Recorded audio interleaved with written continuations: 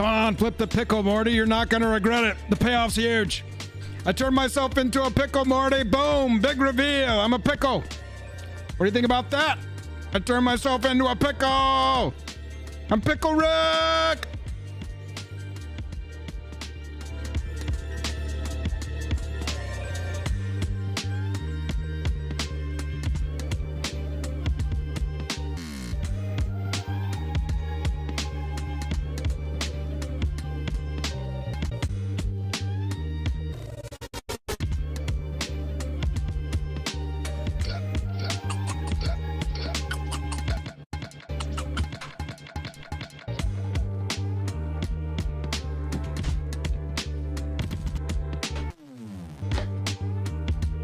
Are we live?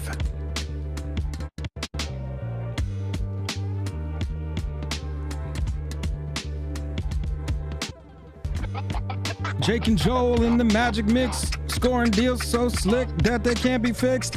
In the world of cards, we're the chosen pair. Lowest prices, high flair, that's our secret lair.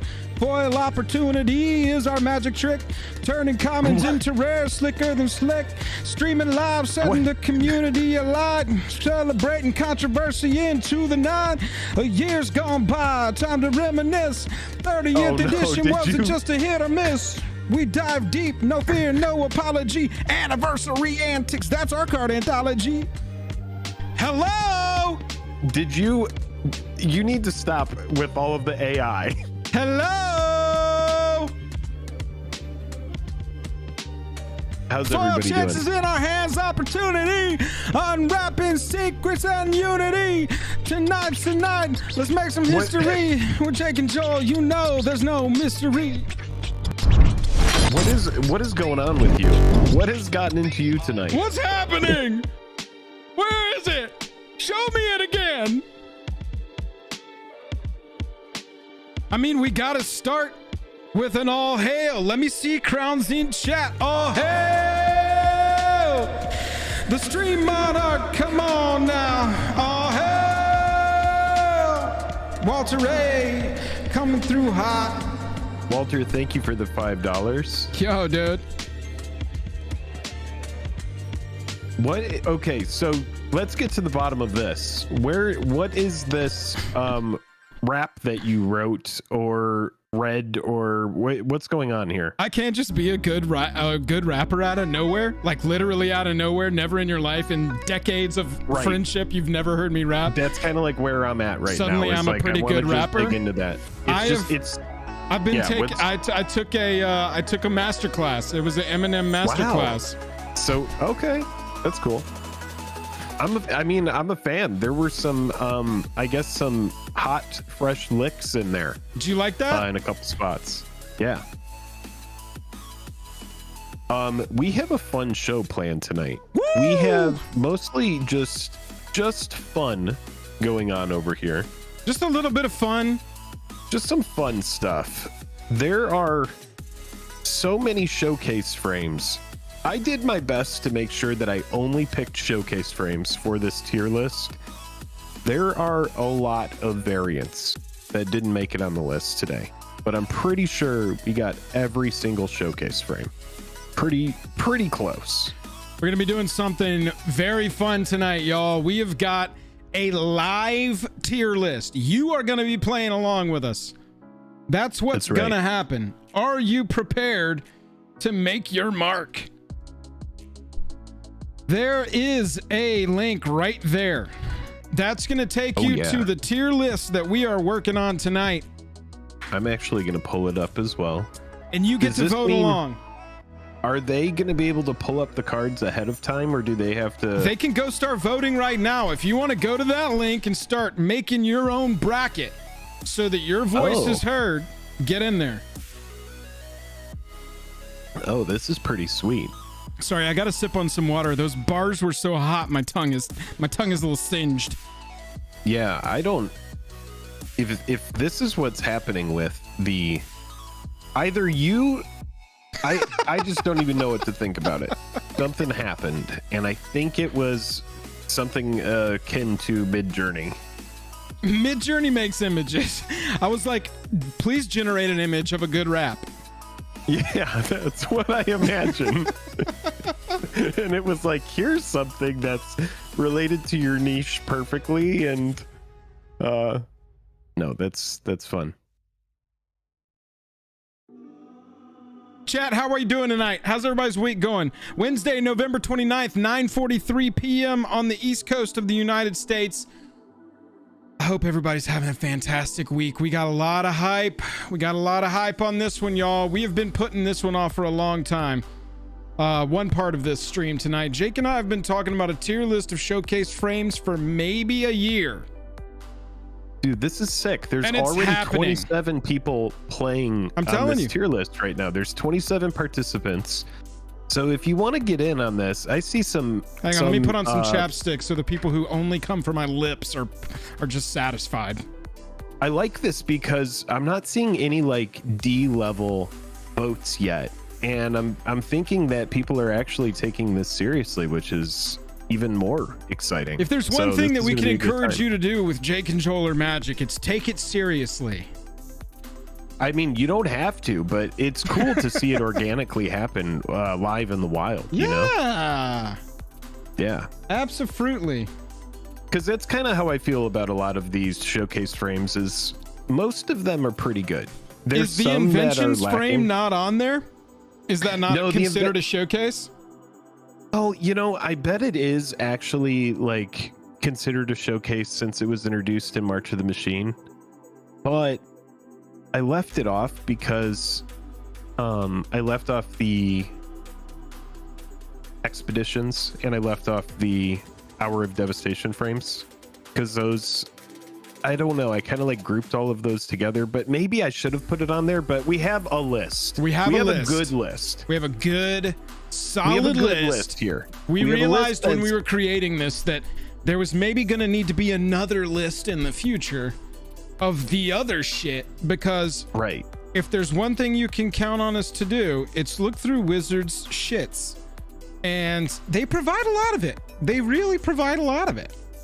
51 participants, 396 votes. This one's already rolling. Chat, the link to the live tier list is pinned at the top of the chat. For those of you who aren't able to see the live pinned chat for some reason, I just dropped it there in chat again. Go get your votes in. We need votes. We need participants. Jank is saying we have a good list, not a complete list or even all the S tier frames, not quite, but it's a list for sure. Well, it's definitely one of the lists that's ever existed. It's difficult because the masterpiece frame came out years before all of the showcase frames technically started. Right. So I understand what you're saying. Maybe it needs to be on there. We are trying to be purists. Is what we're trying to do. How difficult would it be to get that Kaladesh frame on there? It would probably be kind of annoying, right? I mean, if you can get it and send it to me, whatever else we want to add, now is the time. Let me add that. Let me just add that. I'll get it right now. Get all of your cards in. I think it actually, Jake, I think it's going to mess up the votes we've already got. All right, let's not do it. Yeah. Now that I'm thinking about it, I think it's going to mess up what we've already got. We'll put the masterpiece frame in the future. I don't get out of bed for less than invention frames. Well, you're in the wrong place. Buzz. Oh, yeah. Oh, this is going to be a fun one. Chat, we have 120 people watching. Thank you so much for hanging out. Can we get to 69 likes for the memes? Yeah, unfortunately, we can't get the stream started until you hit that like button 69 times collectively. So let's rock and roll.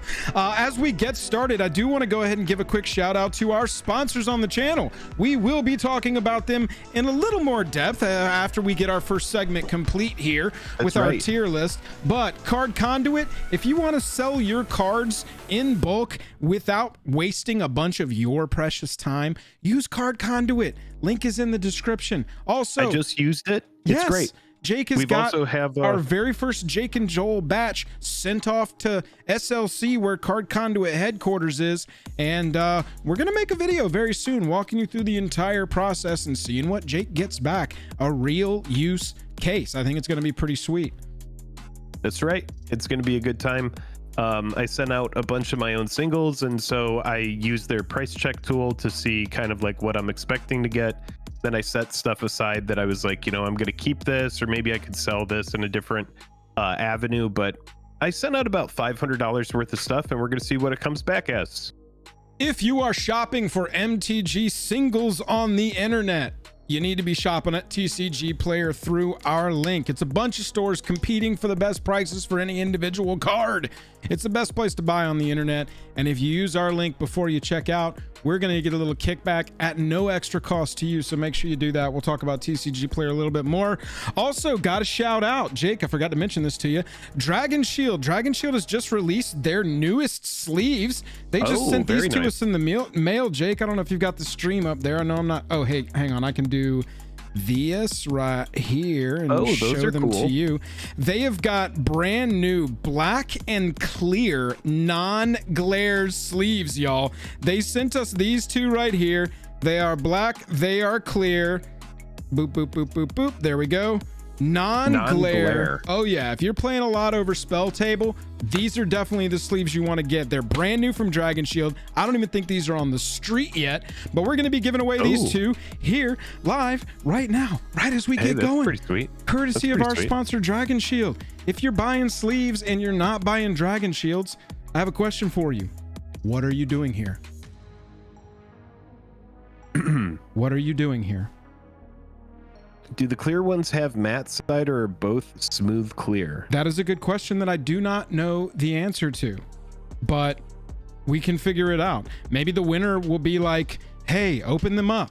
But if you're not buying Dragon Shields, 2 eyes, 2 ears, a chin, a mouth, 10 fingers, 2 nipples, a butt, 2 kneecaps, a penis.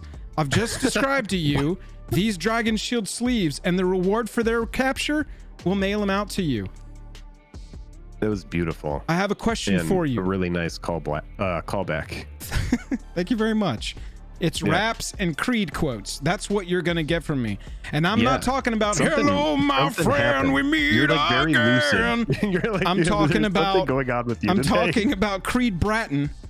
Right. Not, he'll remember. I feel like you snorted a little bit of Creed Bratton today.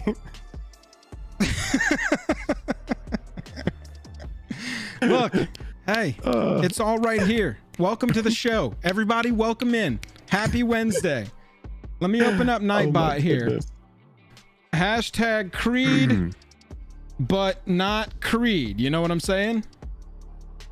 Hello, my friend, we meet again. Is that Creed? Am I completely off on that reference? Type in hashtag Creed but not Creed. Hashtag Creed but not Creed. We're going to pick 2 winners.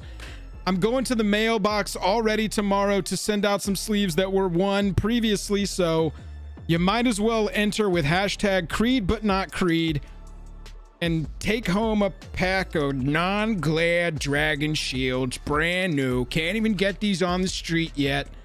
They're not street legal, by the way, yet, until they're officially released. So if you're in an MTG tournament and you pull these out, you are going to get kicked out of that tournament. So just make sure that you check for the street legal date. Pretty sure that's not how that works, but what's going on? Those sleeves. I'm pretty sure that's not how that's gonna go. But that's fine. Thanks for joining the Token Creatures.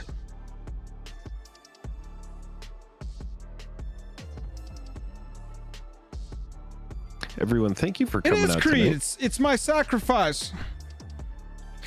Within my heart, memories. I always preferred perfect love. What is it? 6 feet that you 6 feet gave to me. Oh yeah, dude. What is that one called? 6 feet. It's I think it's called 6 feet under. Now. Yes, dude.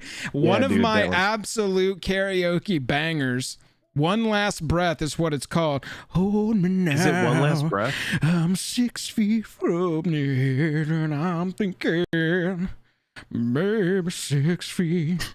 It's so far down. That song was so good to meme on, but then like years later, it's really not that bad. Creed and Nickelback are kind of in a renaissance right now, where everybody's like, "Wow, that meme was just a meme, huh?"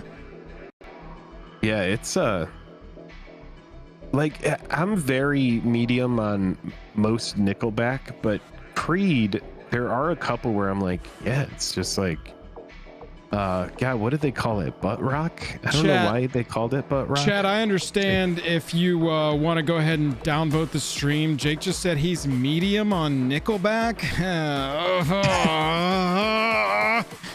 I mean, they're no Smash Mouth. I will say that they are no Smash Mouth, and I'm one of the few unironically derogatory term for hard rock music is butt rock.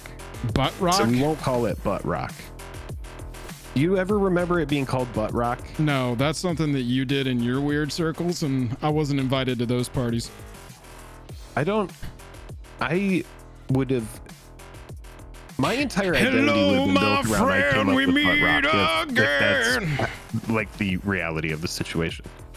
If I was cool enough to come up with the term butt rock myself, I would have renamed myself Butt Rock. We wouldn't be here, right? You'd be on a beach somewhere. Right, that's what I'm saying. Precisely. Hashtag Creed but not Creed's going to enter you to win 2 packs or 1 pack of these 2 Dragon Shields. We're going to roll 2 winners tonight and just kind of randomly give them out. Thanks to Dragon Shield for sponsoring the channel. Also want to mention Moxfield. Yo, we were just on Kingdoms TV's YouTube channel playing a very fun game of Commander. If you did not watch it, make sure you watch it. Go check that out. But we had a lot of people asking for our deck lists, and the whole time I'm going, we keep all of our deck lists are on Moxfield. What the? Why are you asking? Go to Moxfield. Yeah, go exactly. To what are you doing? Go to Moxfield. That's where all our deck lists are. It's called Butt Rock because it's played on stations that play nothing but rock. K-Spice said Jiru with arms wide open. I like that.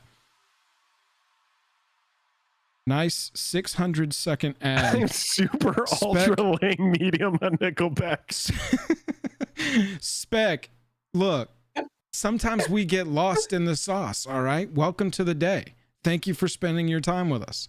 Getting lost in the sauce is kind of what we do over here.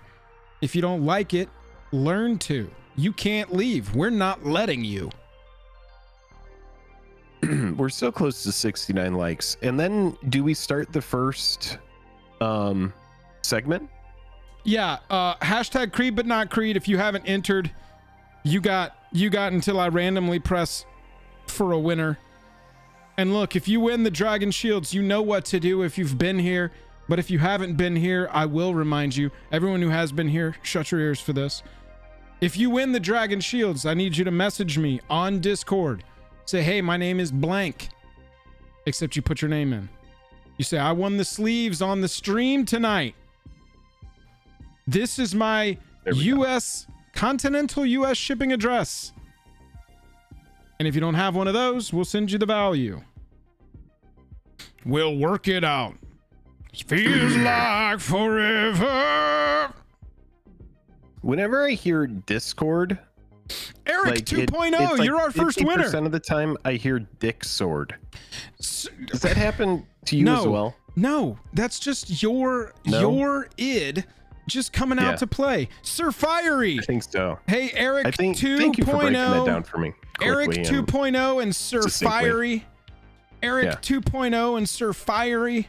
You are our winners. Eric 2.0 had a human being as their profile picture, and Sir Fiery has some kind of orange pony with a mohawk.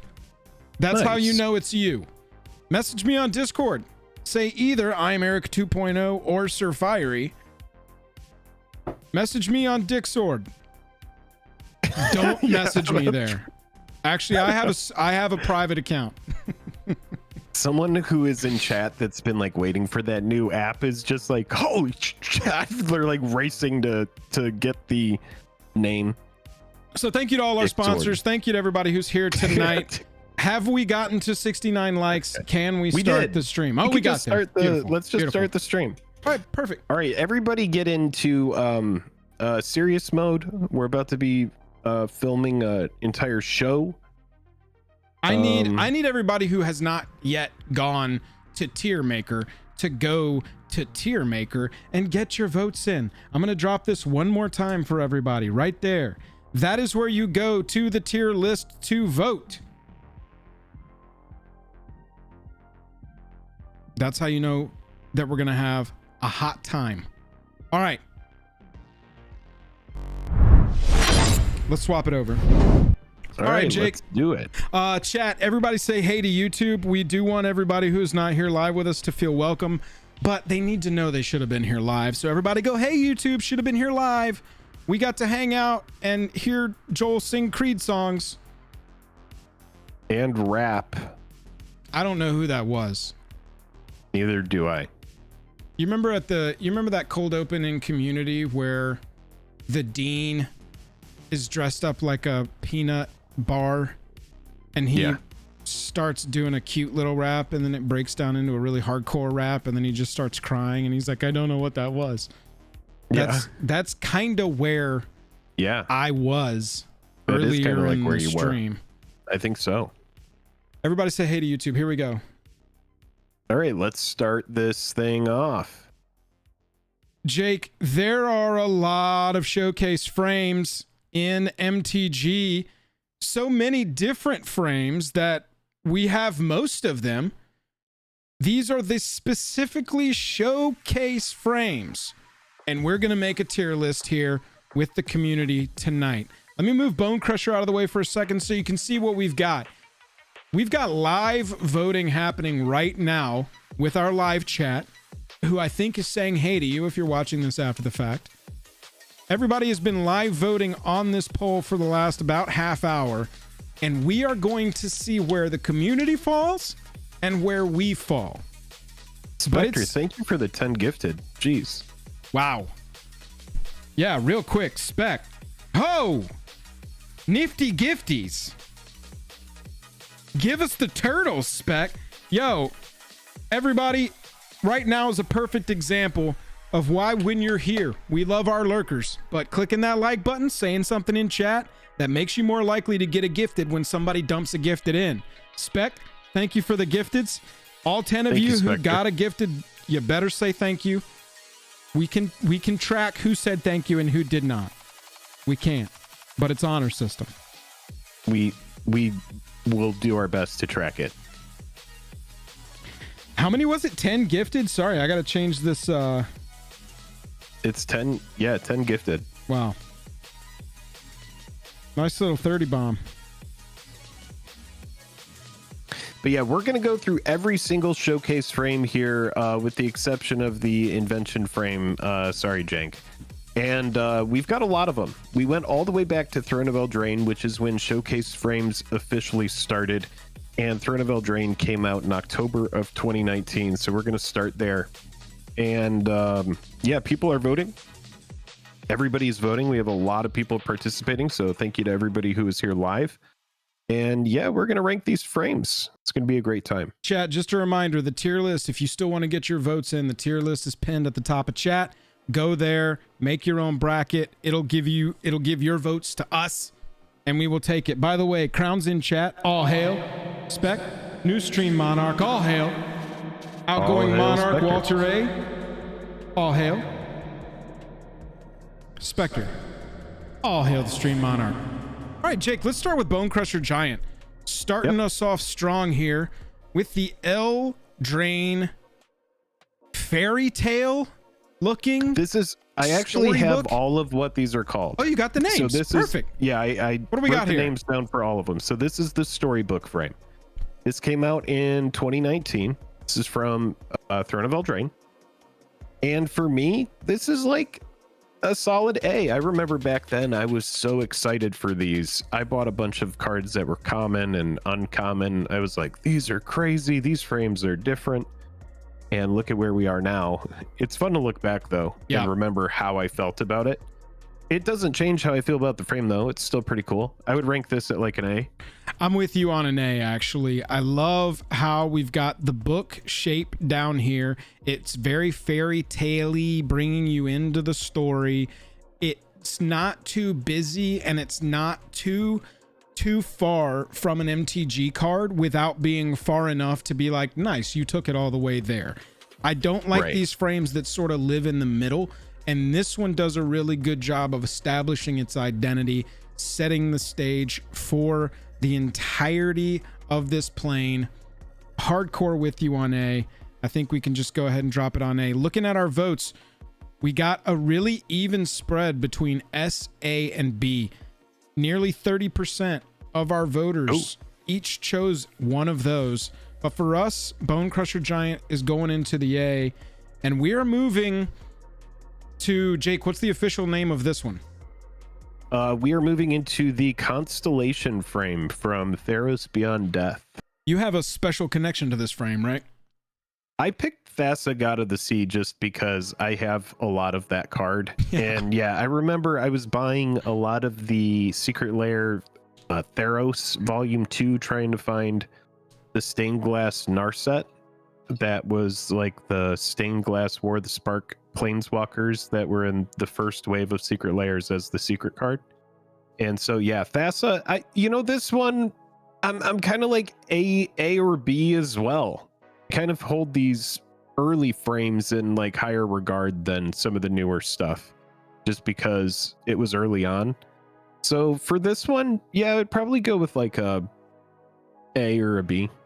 Yeah, so I'll defer to your judgment I'm here. between S and A on it, so let's just rock with A for this one. I'm right there with you, man. That works for me. It is just so flavorful. It establishes so well.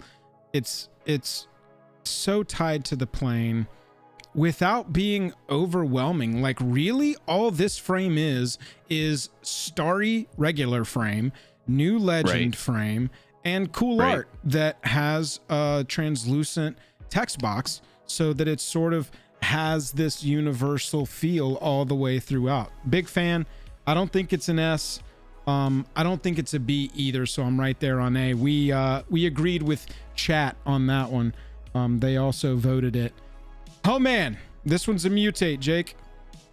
Yeah, these ones are pretty interesting. These are the comic book is what they're described as, the comic book kind of frame. This kind of works as well as almost like a full art treatment as well, but it was classified as a showcase frame, so it's on the list. Yeah. I really like this stuff. I thought that all of this was kind of like A and S tier type stuff. So for me, this one's lower because this to me just looks like cool art and a regular borderless frame. I do like what they did with the Ikoria frame. They updated it in March of the Machine, if you remember.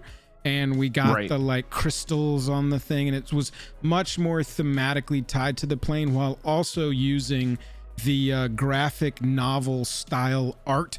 So I gotta go lower on this one because out of the gate, I mean, we've already seen two bangers.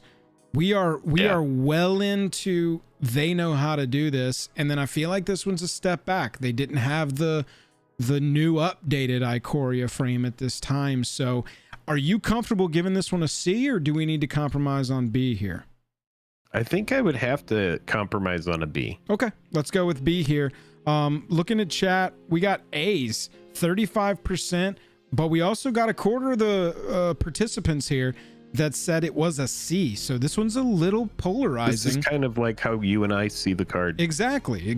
I mean, I'm full C, you're full A, so we'll go B and we'll rock it out. M21 brought us a new set of frames, and this was kind of back to showing off a new version of things while not really leaning into the plane. What did they call these? These are called the Signature Spellbook frame. Signature Spellbook. So this is supposed to represent the character themselves, not necessarily an entire plane. Yeah, so this is Core 2021. This is Core Set 2020. No, 21. And Core Set 2020 just used this. It is 2021. Yeah, you were right the first time. Yeah, it is Core Set 2021. And yeah, it just used the Signature Spellbook frame as the showcase frame in that set. So you would recognize this frame from the like Chandra Spellbook and that kind of stuff as well. It uses the same kind of frame, but that core set ended up using it. So this for me, it's pretty basic. I'm almost like B for basic. It's not bad. No, it is. It's cool. I'm almost on C for cool, but B for basic also works. I like how our abbreviations have nothing to do with one another. They are not relevant to the entire thing at all. But I'm happy going B. Basri Ket, B for Basri. How did people feel about Basri? On that one? Came in at, yeah, most people. a lot of those C tier. A lot of C tier. A lot of C for that one. And you know, we may end up moving some around based on like relativity, because a lot of times we find that, okay, well, this one's in C and this one's in B, and I kind of hold those in the same regard. But Jake, Sure. Zendikar frame, number 1. Love that you chose That's Ruined pristine. Crab for the example for this one. The gold cards in particular in this frame are absolute bangers to me. What they call this one? The Expedition? This is the head run, like the head run. Oh yeah, frame. head run frame. That's right. That's right. I like this, but also I'm not like super high on it as well. This for me is like an A or a B, and like it's a solid A, it's a solid B, or it's like a weak A, it's a solid B. I'm with you on that. I'm with you on that. It's a cool frame, but it's not my favorite. I like this one a lot. I'm more in A camp, but you're right. It's like a 90. It's like a 91. We You could know go what I'm A saying? with it. A is fine. I'm actually more comfortable calling this like an 88 or an 89. Then a B then. Yeah, and so Okay. I'm comfortable with B. Looking at our respondents, we got 35% agree with us on B here. The second one is a C. I think that everybody's kind of middling on the Zendikar frame. Let's take a look at the Kaldheim frame. Love the choice here too, because this art, Richard Long killed this piece. That I don't think people fully understand that is a dead body. Vornixlex is like ripping to shreds. Anyway, absolutely. not here to judge art. We are here the to Viking metal frame. Viking metal frame is a banger. It looks like wood. I feel like this frame was carved out of wood. It's got the Nordic influence. It's beautiful. Is this an S? I feel like this might be like S tier.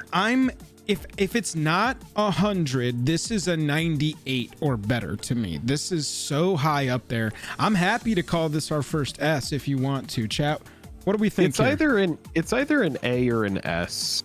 Yeah, I see a lot of chat liked it as well. I'm trying not to like. I have my tier list pulled up myself, so it's like I'm actually like looking through, and I have it scaled up so that I don't see the votes before I vote.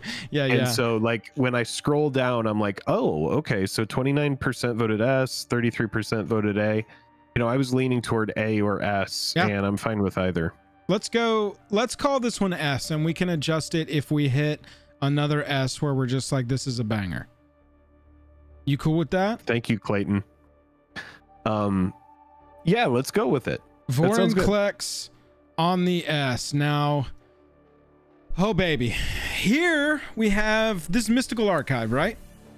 Yeah, so I have a note about this. Yeah. This was like the first time that the showcase frames were replaced with something different, and it was Mystical Archive. But Mystical Archive was still technically kind of like a showcase frame, so it got included on this list. You chose a banger example too, because Finstar killed this piece. This is one of my favorites of the entire thing. It was between this or Crux of Fate. Yeah, it would have had to have been, right? Right. Would have had to have been. And Faithless Looting was a close one, and had to cut it as well. What I want to do is just really quick. I know we've got examples, but I want to just see for myself, is the art of this one putting it off? No, I love this frame. I'm just such a huge fan of this one. Wow. It's a cool frame. And for me, I would probably put it at like an A. Very yellow. Chat is hard, 40% S on this. A lot of people like the Mystical Archive frame. That's cool. It's a I'm good fine one. with putting it at an S. I like this frame as well. And the Faithless Looting is the best art ever and accompanied in this frame. I mean, just, it's so good.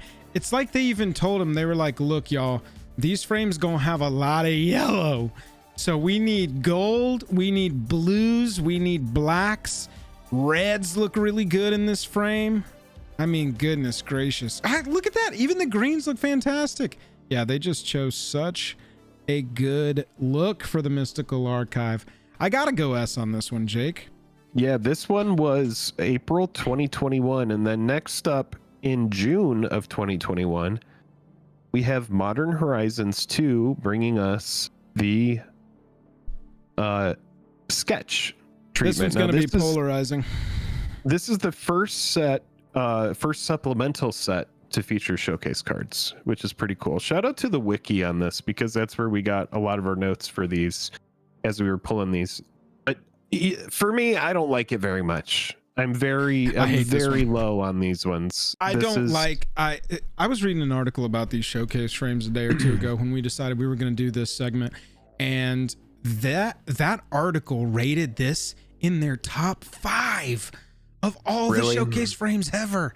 And I was just like, what are you talking about? Their justification was that they really like to see art in progress, or like earlier versions of what the final thing ended up being. And that's, I get that. But as a playable game piece, this looks unfinished, and I do not like the look. Everything else in these choices looks so polished and well thought out, and this just looks like, feels like it was a good idea on paper. You know what I'm saying?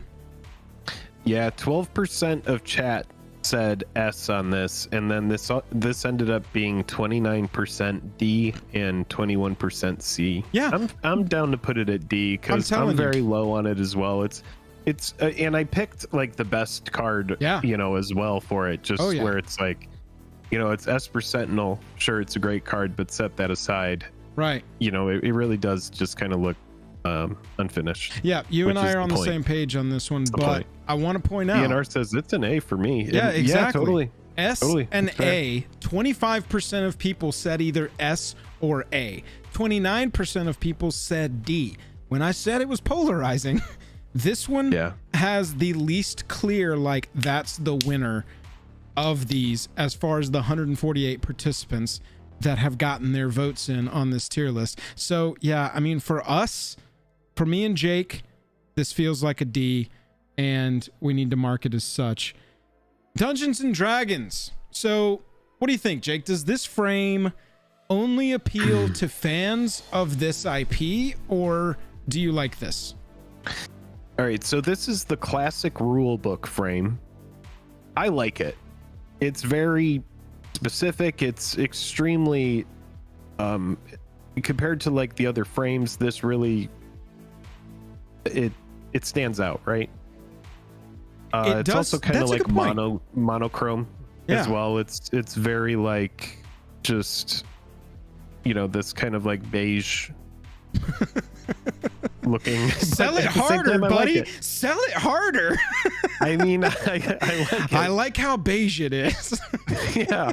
I mean, the thing is some people are not going to like this. I actually hate these in foil, if that makes sense. They don't look very good. Well, the white ones do, because the yellow is the background is yellow for the white cards. And so those look kind of good in the foil. Okay. But I'm with you on this one. I don't like this frame personally. I don't like it. I don't hate it as much as I'm not dislike it on this. I'm like solid B on it. Is kind of like where I'm at. I'm solid C on this one. I don't dislike it as much as I dislike the sketch frame, but for me, I just don't connect to this at all. The only reason that I've ever used this treatment on any card in any commander deck is because it was in a Legends Matter deck that I won't talk about because I talk about it too much, but I wanted the Legends cards to be the showcase frame from their plane so that I had that like nice mix going, and that's the only reason I've ever picked any of these up at all, like even a single one. So how do we resolve this between B and C? Well, because I was like, I could have rated it as high as an A, and you were at like C or worse. Why don't we just aim at B and just say it was a medium, a very medium B? We'll call it a medium B. Call it an 84. Yeah, now let's head into what would be September of 2021 with Innistrad Midnight Hunt bringing us the Equinox frame. The Equinox frame? Yeah, that's what this is the Equinox frame. I've literally never in my life, I don't know if y'all know this, but I have a MTG YouTube channel. I've never in my life Oh, we could make a video that's like, is it a showcase frame or is it a yeah, dude? Just the word. I'm gonna make up names of frames, and you tell me real showcase frame, fake showcase frame, the Equinox frame, sunset. Okay, sunset frame, sunset or Equinox. Okay, so positives for me on this one. Yeah. Planner representation, nailed it. Super fall or like theme from that plane, nailed it. Super Halloweeny, super autumn vibes, super like cons for me, it's very busy. It's busy, dude. It's got too much going on color palette wise for me for it to look good with the other, like the art. This is another one where I want to see another example. This was from Midnight Hunt, right? I have heard that name before. Yeah, this is from Midnight Hunt, which had werewolves and transforming cards and daybound, nightbound, all that stuff. Transforming cars? Transforming cars. That's right. Dude, this for me, it's because it's the gold card. It is busy. Yes, it is a gold card. They look different depending on, the color of the card. Oh, this one's a tough one. For me is probably like a B. I do believe that it's busy, but I also think like you said, it really nails the theme of the set. It does. It's like this kind of like forest living humanoids and stuff. Yeah. I'm more on board with it now that I've looked at the kind of the set together. I think I don't like the gold ones, the ones that are like, well, never mind. This one's a banger. I don't know. It's interesting. Yeah, I'm middle of the road. Where'd you land on it? Did you say? I said B. Yeah, I could go with a B on this one. We got to get some C's in here, but I could see that being a B. I feel like what we have coming up here could be a C. These are the double feature, which came out like right around the same time as Vow. The double feature, I'm pretty medium on these. I know like a lot of people didn't like these. I see 3% rated this at an S. A lot of people rated it at C, 44%. That's kind of where I'm at on these. I think people... You either like them or you don't. I think people hated the set, the idea of the set itself, and or the pricing. Because it was lazy, right? I don't think anybody really disliked it as an idea. Conceptually, I think the idea made sense. It kind of harkens back to when we were first playing. Were supposed to make their way into the collector product or something, and then it was like they were late, and so they got bundled into their own thing. I don't know. I think conceptually it's a cool idea because it harkens back to old Limited, where by the end of a block you'd be drafting a couple of packs from each set and you'd get some like archetypal carryover and some synergies between different sets mechanics. And so and then we can't do that anymore because we don't do blocks anymore. And so conceptually I'm in. Price wise, I think it was a little ridiculous, and I think just overall people didn't like the set, and so it really soured people on it. This is some of them are dope, some of them are terrible. It's not even a showcase frame, dude. It's like we're rating a variant, honestly. Right. It's weird. It almost like shouldn't even be on this list in a weird way. I will say I have picked some of these up with intention, unlike the sketch variants or the D&D variants, and so some of them banger, most of them everybody's so not mad interesting. About S% sketch being a D. Randy is like, I'm unsubscribing. Come on everybody, let's keep it together. Having the same opinion as everybody that exists. We dropped that one into C. I think that's fair. It's fair. A fair summation of that one. This is the Fang. This is the Fang variant. And this came out of Vow. Innistrad Vow. When I saw this one for the first time, the top 10% of the frame, love it. The bottom 10% of the frame, love it. The in-between shit, it does not scream vampire to me. What looks like this kind of like barbed plant going around this? It looks almost like thorns.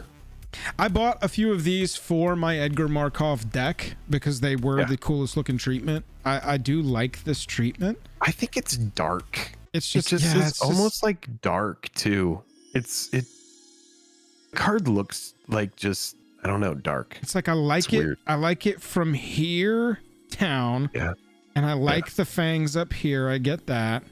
But then this almost feels like it needs to be some kind of like blood. It needs to be like blood dripping down from the, I don't know, dude. Something. I'm with like C on this. This could be a C as well. Yeah, I'm B or C on this one, but I could go C. I could go C. Yeah. All right. Now we're getting confusing with these. I actually thought that this was a mistake at first because we have 3 different frames from this one set. From Neo. And I was like, there's no way. That's not incorrect, dude. That's actually legit. And the first one that we're looking at here is the Ninja frame, which goes with, surprise, the Ninja cards. It's kind of got like this tactical kind of look, but it's just whatever. No, I'm very whatever on it. It doesn't scream. The first time I ever saw this, I was just like, this doesn't scream ninja to me. It's kind of like they needed to lean into these are techno ninjas because that was the theme of the vibe of the plane, right?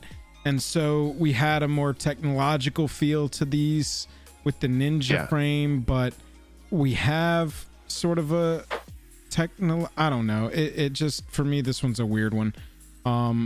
I know a lot of people like this one. For me, it just doesn't stand out. It's not ugly. Like, for me, it could be a B or a C. Yeah, I could feel this one at B for sure.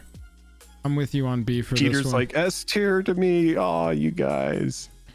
Okay, so what is this one called then? This is the Samurai frame. And you can tell it's different because of the top of the card. Right. And yes, I did pick the Planeswalker here, but it also goes along with the Samurai cards.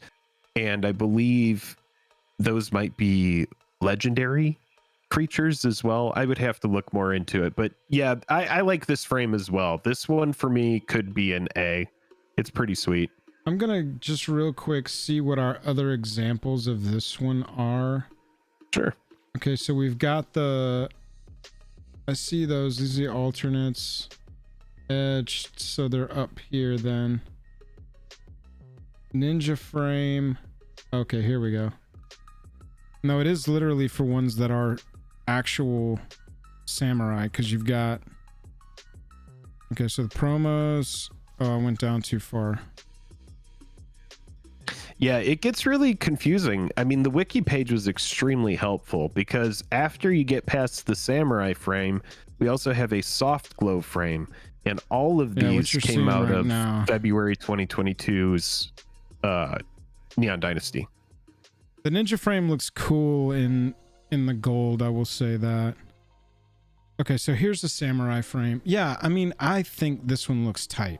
This one actually evokes the theme. So that's okay, so there's actually a legendary creature samurai frame, and then there's a samurai frame for just a regular non-legendary samurai. Right. So if you really get down to it, this set actually has 5 showcase frames, and then there's also the Hidetsugu red. Right. So yeah, the samurai frame for me is an A. I think it's pretty sweet. It looks really cool. This would actually be the legendary samurai frame. So there's a legendary and non-legendary samurai frame, a legendary and non-legendary. I'm happy with it at A because I don't think it's as good as the Kaldheim or the Mystical Archive, but I think it's better across the board than everything we've got at B. Maybe with the exception of the ninja frame. Now this is the soft glow. So soft glow, it's so funny how I just absolutely defer from the majority here. Looking at the total votes, this is mostly a B or a C to the group. But to me, this actually looks like the plane. The nameplate has that architectural look to it. The soft glow is whatever. I mean, it's like a techno thing. I get it. But I actually kind of like this one. Yeah. I mean, I think it's a pretty cool frame as well. I think this could be an A or a B for me. I think B is solid for this. Yeah, let's go B on for this one, because I don't. Now we get into now we can like judge them in relation to what else we've got here, and I don't like it as much as the Eldraine. So B. Now here's the thing: we're about to go into Streets of New Capenna, and New Capenna also brings 3 different showcase frames with it as well, which are Golden Age, which you're seeing here. Golden Age, Rafik aside, this is pretty sweet. It matches that Art Deco kind of look that they're going for with the set. Yes. I like how these look. I like them as a commander as well. This for me is an A. One of my favorite parts about living in Los Angeles was how a lot of the most iconic buildings were built in the 20s and 30s. And so you've got this Art Deco look throughout the entire city, not throughout, peppered into the city in some of its most iconic buildings. And those are my favorite buildings in the entire city. I love them. I love this treatment. For me, this is an S. Are you comfortable dropping it that high, or do you think it needs to go somewhere else? Oh, you like it as an S. This is one of my favorite frames that they've ever done, but I'm telling you, I have a bias because I like this architecture, and I think that they completely captured the look of this architecture in these cards while still making it look like a Magic card, which that's a good balance to me. They did a fantastic job with these. But I also don't think that we could just I'm not trying to push this through as a no doubter S, you know what I'm saying? No, I'm on like a low A, high B with it. So I feel like we might have to just settle on A. A is completely fine if for me. If you're hard S, I could go A on this. This was overwhelmingly B. This might be the highest B in chat. Chat said 48%, and as of right now we have 150 people participating in this tier list, which is pretty freaking sweet, with over 2,700 votes. Thanks everybody. Thank you everybody for participating. This is sick. This is really cool. I love this one. A works for me. I still haven't built a commander with this frame yet, but that is like next commander, baby. I'm got to go back to Streets and get something going there. Get something going from there. Now this one is Art Deco Obnixilis, and it's also honestly pretty sweet. Same. I'm kind of high on this one. I feel like it works well. They nailed it. It stands out. It's simple, but it's also cool. I got to put this one right alongside the other. So if you want to go A with me, I'm happy going A here. Yeah, I would just go back-to-back A's on this. I think Capenna really nailed it. This one's like an easy A for me. Let's see what chat had to say about. It was kind of mixed. It was kind of mixed on. Oh, actually, we got a lot of C votes. For. Yeah, this one was much lower. This was low much S. Lower. I'd be interested if we go back, if we ever do this again for whatever reason. I think that we should have like links so that we can look at, 5 or 10 of them all next to each other. Oh, yeah, probably so. We'll do that in like a year when another 100 sets come out. yeah. 1 year from now, when another 1,000 MTG sets, each with 4 different variants and a 5th secret variant each, and 10 secret layers per week have all come out. Yeah, so I'm A. It is kind of like blocky, but now this one is the skyscraper frame. Yeah, and I'm like kind of whatever about it. I don't like this one, surprisingly. Yeah, this one doesn't really stand out to me in like a big way. See, this is what I'm talking about. That's why with the Art Deco one, the very first one we looked at, I'm like, they nailed it and they did a good job. They really thought this one out, because you can see same basic inspiration here. leads to a very bland looking frame. It just looks like some lines. I understand what they were going for, tops of skyscrapers, but just for me, this one didn't. This one If was you're feeling failure to I would be launch. trying to put this at like a C. Yeah. For me, it's not even like I find it unpleasant to look at. It just doesn't really leave its mark. I actually kind of do. I almost like I bought all these. This was the versions of these I think I bought, the Triumphs from this set, just to have a copy of each. But I wait for the day when these are reprinted and I can get them in a different treatment than the base or what we're looking at here, because for me this was a failure to launch. I just was not a big fan. So next up, we're into Dominaria United with the return of stained glass and a little bit of a different variant. Yep, it's a stained glass frame and it's pretty cool. It's pretty cool. Problem with this one is we had seen it with the stained glass planeswalkers, and I actually liked those more. Yeah. Because they I don't know, dude. I mean, it is kind of like very basic, right? This is like an extremely basic as far as us judging a showcase frame. Oh yeah. Which is what we're judging here, right? Seriously, it's like we need to take out this middle section. Yeah, actually that's the other version of this, Jake, is we take these individual PNGs and we remove mana cost, oh god, all text, the art in the middle, and we judge it literally based on a blank frame template. Yeah, this one's tough because it's like, are we judging the as a art? frame? Are we judging well, the yeah, art? I mean, because on a lot frame? of these, we are, you know, like when you're looking at the storybook version of Bone Crusher Giant, it's different than the regular art version of Bone Crusher Giant, right? They changed the whole art to match the storybook thing. So like this is an alternate art shouldered as well.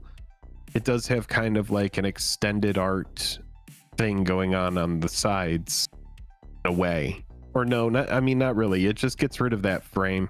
I don't know, dude. Like for me, it doesn't really resonate. This is almost like a C or D tier frame for me. It's tough for me to rate this one as a frame. Honestly, that's what it comes down to, because it's the art. We're looking at an art treatment almost. Calling this a showcase frame is not fair to frames like Mystical Archive. This is the showcase cards, though. Oh, I know. I'm not doubting that. I'm just saying that for this one, because it was stained glass, this treatment is very much about the art and not about the frame. Right. Yeah, I'm C or D on this. Yeah, let's go C. I don't think it's as bad as the showcase. I mean, as the sketch, but it is kind of basic and boring. And here's Heading another into one. February of 2023 here. If I'm gonna judge the Dominaria United treatment that harshly based on the fact that it's the art carrying the weight and not the frame itself, maybe I need to reevaluate how I'm doing that, because this is just like a nothing frame with cool art. Yeah, I guess it's like you kind of have to take this frame here and say the frame is the fact that it's going to have like some ichor kind of thing going across the sides. I think as a card, it looks pretty cool, but judging it based on showcase, maybe we should just judge it based on the showcase treatment. Maybe that's the like whole the way thing that we together. should do this. Yeah. Like so the then, aesthetic of the card. Like this is technically an ichor frame treatment. Right. And so this came up under the showcase stuff, but it's honestly its own kind of variant. Now there's a lot of stuff from Phyrexia All Will Be One that's left off of this. Like the oil slick stuff. Right. There's also some extended art frames that are just specifically extended art cards. But because this is a showcase tier list, I guess I can just rate it based on the aesthetic of it and what the showcase cards looked like in this set. And I guess it would come in at probably like a B for me. Maybe I mean, it doesn't look bad. But I'm B to C on this one. Either one is fine with me. Then let's just go B on it. Yeah. I would at this point. So just the way that this program works, chat, this live version of Tier Maker, we can't go back and make adjustments. So we'll have to go back and see, because these last two are just so based on art. What'd we say, B? Yeah, we'll go B with this one. These are so based on the art, and the frame doesn't really do any lifting at all, that it's tough for me to rate it as a showcase frame. But maybe that's not the right tactic to take. So Itali Primal Conqueror in the, this is from March. Is this the Ikoria coin? What do they call this? So this is the Ixalan treasure treatment. Oh yeah, Ixalan. Shit. And now this was April of 2023. We go to March of the Machine, and March of the Machine actually fills in the blanks on 3 sets for us here. Yeah. Ixalan Showcase, you got the Ravnica City Mural, and then Dragon Wing, which is the Tarkir frame. So the first one here, Ixalan Showcase, the treasure treatment. I love it, dude. This for me is an S. I love the coin treatments too. I think that you and I were very much on the same page with these, but I think that a lot of people disagreed with us. Looking at this, yeah, I mean, only 8%. Yeah, 8% said S. A lot of people said C and D. Like, they just don't really like. I mean, the frame though, dude. The frame is so intricate. There's a ton going on with the showcase. So whether you like it or hate it, for me, I like it. I think it's pretty sweet.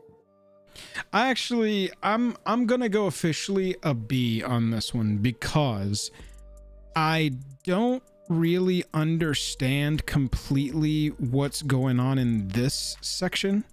Like, this looks like pirates to me down here, and then up here this looks like Sun Empire, but here in the middle it almost looks like sci-fi. It's kind of weird.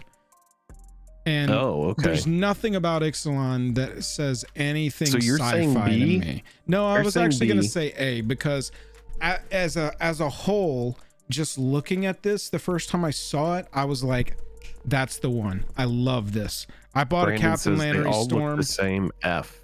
I bought a Captain Lannery Storm rainbow foil. What was the treatment in this one? The halo foil, hollow foil? What was it called? I don't know. I bought this top tier foil of this one, the Captain Lannery Storm card, because I loved this frame so much. So I do see kind of what people are saying, how like all of those cards that are that treatment are just like whatever the card's color is with a gold coin in the middle. So it's like, yeah, you either like that or you don't. Right.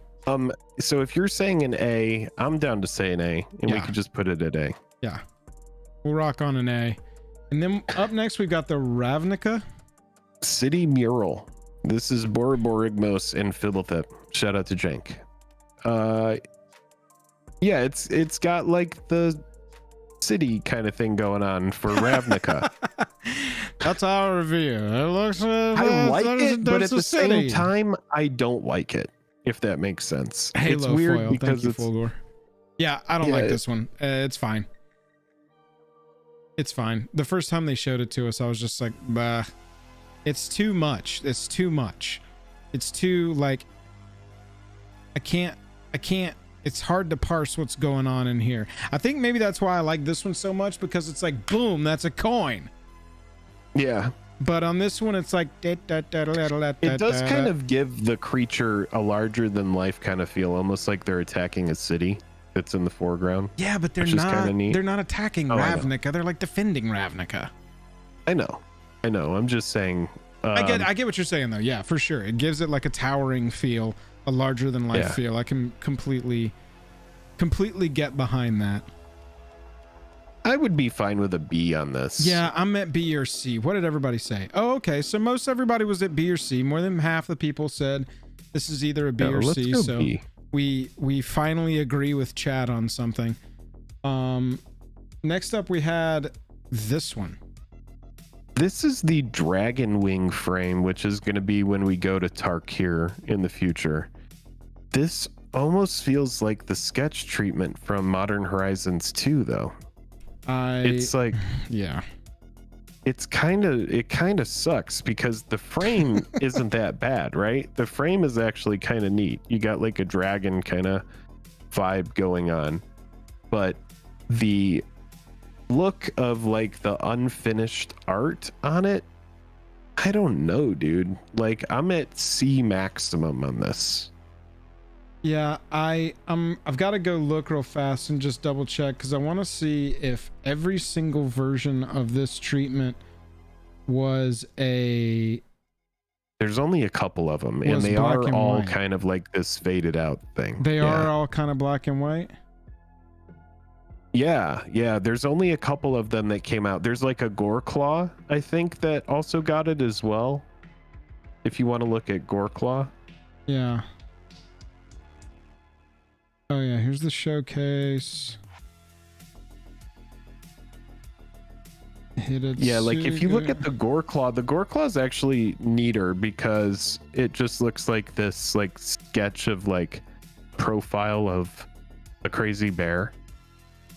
And it's only got like green, but yeah, it's almost like Midnight Hunt double feature vibes, and it's almost like the Modern Horizons 2 sketch vibes going on. It's a neat aesthetic. It's definitely a choice.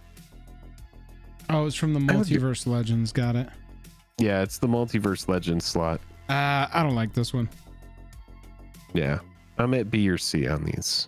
Not a fan. Not a fan. Yeah, let's go C. I'm with you on C there. Okay. Next up, we've got the. You want to guess what it's called? Lord of the Rings. It's the ring frame. Yeah, I like the idea of these, and most of the art treatments are really cool versions of these arts, but the frame takes up too much of the card for me. Anybody else feel the same about that? It's definitely a departure. Yeah, I mean, like, look at how much gold is kind of like going around this entire card here. Yeah. Yeah, it's a lot. I actually like it though. I lean more toward like a A or a solid B on this, like a solid B, low A. It's very Lord of the Rings. You can tell this is a Lord of the Rings card, right? Oh, 100%. With all the Elvish going around. I just wish, and I bet they played with what that, like how wide or how narrow that aperture was that was actually showing the art. I just wish they had gone a little bit wider, make the Elvish text a little bit smaller. And like I said, I'm sure they did, and I'm sure, 20 people, 50 people all looked at it and chose which one they liked the best. But for me, it's just a little closed off. It is a ton of border. It is a ton of border. I can think shave it's an off A. a tier because of so much border. No, yeah. I agree with you, man. I think it's an A. That's my notes that keep this one from being an S. I'm really like, I don't know if y'all have heard me talk about it, but the Marvel set is something I'm really looking forward to. And so the showcase frames on that one, I don't know what they're going to do, but I really want to see some bangers. And so I'm really afraid they're going to do sketch variants in that set because it's comic books. And so I'm just really nervous that that's going to be one of the main treatments, and I just hope it's not. But for Universes Beyond to be a Lord of the Rings card, I feel like it encapsulates. Oh yeah, look at that. 40% of people said A. Overwhelmingly A on this. Overwhelmingly A. So Lord of the Rings. Thank you to 169 participants. Did we get to 169 likes on the video yet on this stream? Because I feel like we need to be there. We've got to be getting close. I haven't checked in, but no, we do have 229 people watching. Thank you everybody so much for coming out. These are the Enchanting Tales, which is almost like an alternate art thing going on. But you can see the frame. Oh, the frame is a choice, dude. The frame is, I really like these. I think these look fantastic. Like, I'm at an A on these. I'm an A or an S on these. I really love the fact that they were brave enough to make this an asymmetrical frame at the top. Across the board, all of the colors look dope. There's your blue. They all look really good. There's your black. There's your red, your green, and then when we get down, we don't have any gold ones, but we've got the the anime alternates past that. It's a really nice frame. It encapsulates the fairy tale thing. It looks beautiful. They've chosen good art to go with these. This is one of my favorite treatments in recent memory. And if you like them, we could go S on these. Yeah. We only have a few S's, and I would be fine putting this at S. Yeah, I'm an S on these. I've loved them. We played a lot of this set when we went to SLC, and every single time I was just like, damn, these cards are dope. Not only playability, but also the look. I mean, I think that they're really cool. I love those cards, and that set is going to age well because those are all really nice enchantments in there too. This is the TARDIS frame, and this is from the Doctor Who set. I feel like it perfectly encapsulates Doctor Who. I feel like as far as the frame goes, they were like, hey, you know, let's go with the TARDIS, and I feel like the execution was good. This one's tough for me because I don't know Doctor Who. I can't say that I don't like Doctor Who because I've never watched it. I don't get it. Sure.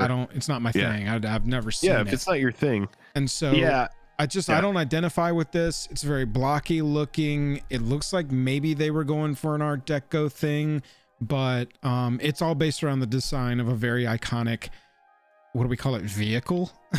Yeah, I mean, I guess it is a vehicle. Yeah.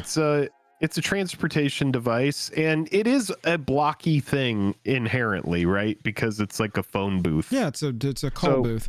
Yeah. So how do we rate this one? Because I feel like if we were Doctor Who fans sitting here, we'd be going S. We need a higher tier.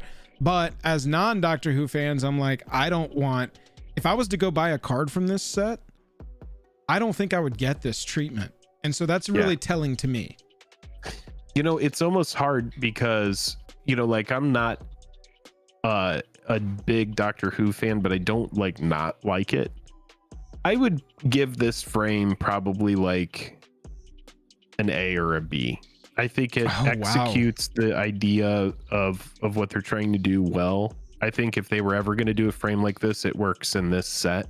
I'm more CB, but I also if you're just like not feeling it, and if you're kind of feeling like you wouldn't even get this version of the card, why don't we split the difference? And if I'm at A, then and if you're at D or C, why don't we go with like a C.5 or a B? Let me just double check, because I know we got a lot of versions of this card to look at here. Annie on the side goes, that's one of the coolest villains in the show, by the way. Oh, it absolutely is. From Weeping what I've Angel. Heard. Yeah, see, I would get the regular border. If I was looking at these, if you look at it, you turn to stone. If I wanted this if I wanted this card in my deck, I would buy the base copy or a borderless copy. Sure. Yeah. I mean, I'm with you. B sounds good to me on this one. I feel like we could go C. D is fine. It's tough because I feel like if we were fans, we'd rate it higher. So that's what I'm saying is I'm trying to rate it from that perspective. Right. Is like now this is the Lord of the Rings the Scroll. wave 2 that came out. Mm-hmm. Scroll frame, right? Yeah, this is like the scroll frame, and I'm not a fan. I hate these. I've been very vocal about hating these. I think the art should have taken the whole block up. The big black borders on the side look stupid. It's really weird. They could have like just extended the art across, and then if they had to leave that big black border, leave it at the top and on the sides. Yeah, dude. For me, it's a D. It's just whatever. Travis says D as well. Is anybody good and quick enough at Photoshop to do me a favor right now? I need a favor from somebody who is at their computer, bored as shit, good at Photoshop, and ready to do something for me. I need you to take this card, take Call for Aid, or any of the scroll cards, and I need you to take the art and expand it to take up everything from like here up. And if you can kind of do a little, fade here. I mean, honestly, you're just making it like an extended art kind of thing. I want to see what it looks like, because in my head, this is so dumb. I get that you're trying to make it like a it's like a scroll. It opens up. It wouldn't go past the borders of the thing, but I just feel like if you showed me this, I would be like, oh, nice, zoom out. This could be cool. No, what happened? Right. So if you're able to do that for me, drop it in Discord, send me a message, tell me in chat you did it, because I would love to pull that up at some point tonight and just see if for some reason that looks better. Jake, I'm a D on this one. That's what I said. Yeah. I'm fine with D. One of my least favorite ones in recent memory, right into maybe my favorite treatment of all time. This is Legends of Ixalan. So Ixalan has two different frames. There's Legends of Ixalan and Gods of Ixalan that came out of Lost Caverns. This, for me, I really like as well. I love that they go all the way to the border with kind of like the circular sides there. So yeah, it's really neat, man. I'm fine with rating this at like an A or an S. I think it really is simple in like the colors as well. It's neat, but also in a complex kind of way. I love this one. I love it so much. This one's an S to me. Honestly, my least favorite part about this treatment is that there wasn't a legendary that I immediately was like, I'm building that. I connect with it. I'm building it. Because did we vote on Ravnica yet? We did. Food. Ravnica ended up at B. Yeah, I want to say S for this one because it's a personal S for me. But I'm happy. Yeah, let's go with S. It being I'm fine with S. Okay. Well, it's funny because in a way, you know, it almost takes like the D&D AFR look and then they add color to the thing. Yeah. Right? Because there's a lot of beige going on here, right? Yeah. There's a lot of just kind of like this kind of like rocky tomb color. It's beige, but I like it. There's accents. That's what I'm saying. Right. Yeah, where like the D&D one, there are no accents, right? Not at all. And that border would make a great overlay. That's right, Rory. They also did. What's up, Rory? They also did a really good job of giving this card depth because, like you said, the circle frame goes a little off, so it's like it's too big for the card. But then they put the subject coming out from that portal, and they have a little bit of overlay, and this is consistent on all of these versions. It's a little bit over the nameplate. It's popping out over the border, circle. And so it's just, oh God, I love this treatment so much. This is just such a beautiful looking card to me. S tier, faux show. And now what's funny is this one I'm not as passionate about. These are the Gods of Ixalan. So only the gods got this treatment. There's like 4 or 5 cards, right? Yeah. It's very busy as well. It's too busy. It's cool. I don't think it's like for sure ugly. Little mushrooms, but it is busy. Little mushrooms right here. Oh, there are some mushrooms going on. Yep. They made. Yeah, it's. Oh man, it's tough because it really is like super complex. It like is so wild. The Ixalan treasure frames, right? It's kind of like the treasure frame from March of the Machine.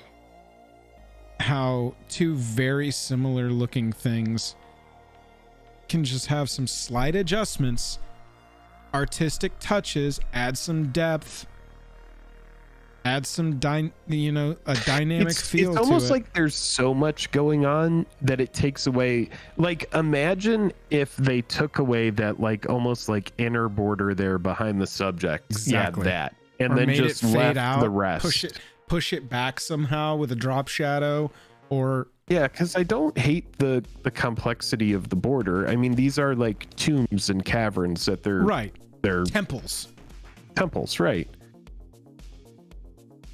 Yeah, I would go B on this. Yeah, I'm a B on this one. I'll agree with you fully there. But it's not like the best. Yeah, look at this. 60% of people were right in here.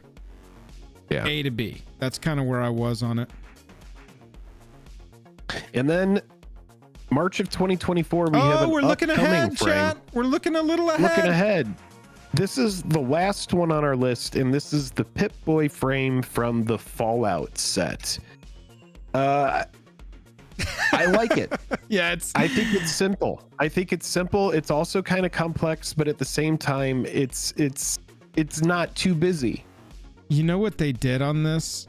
They did like they did here for the title block and the type block.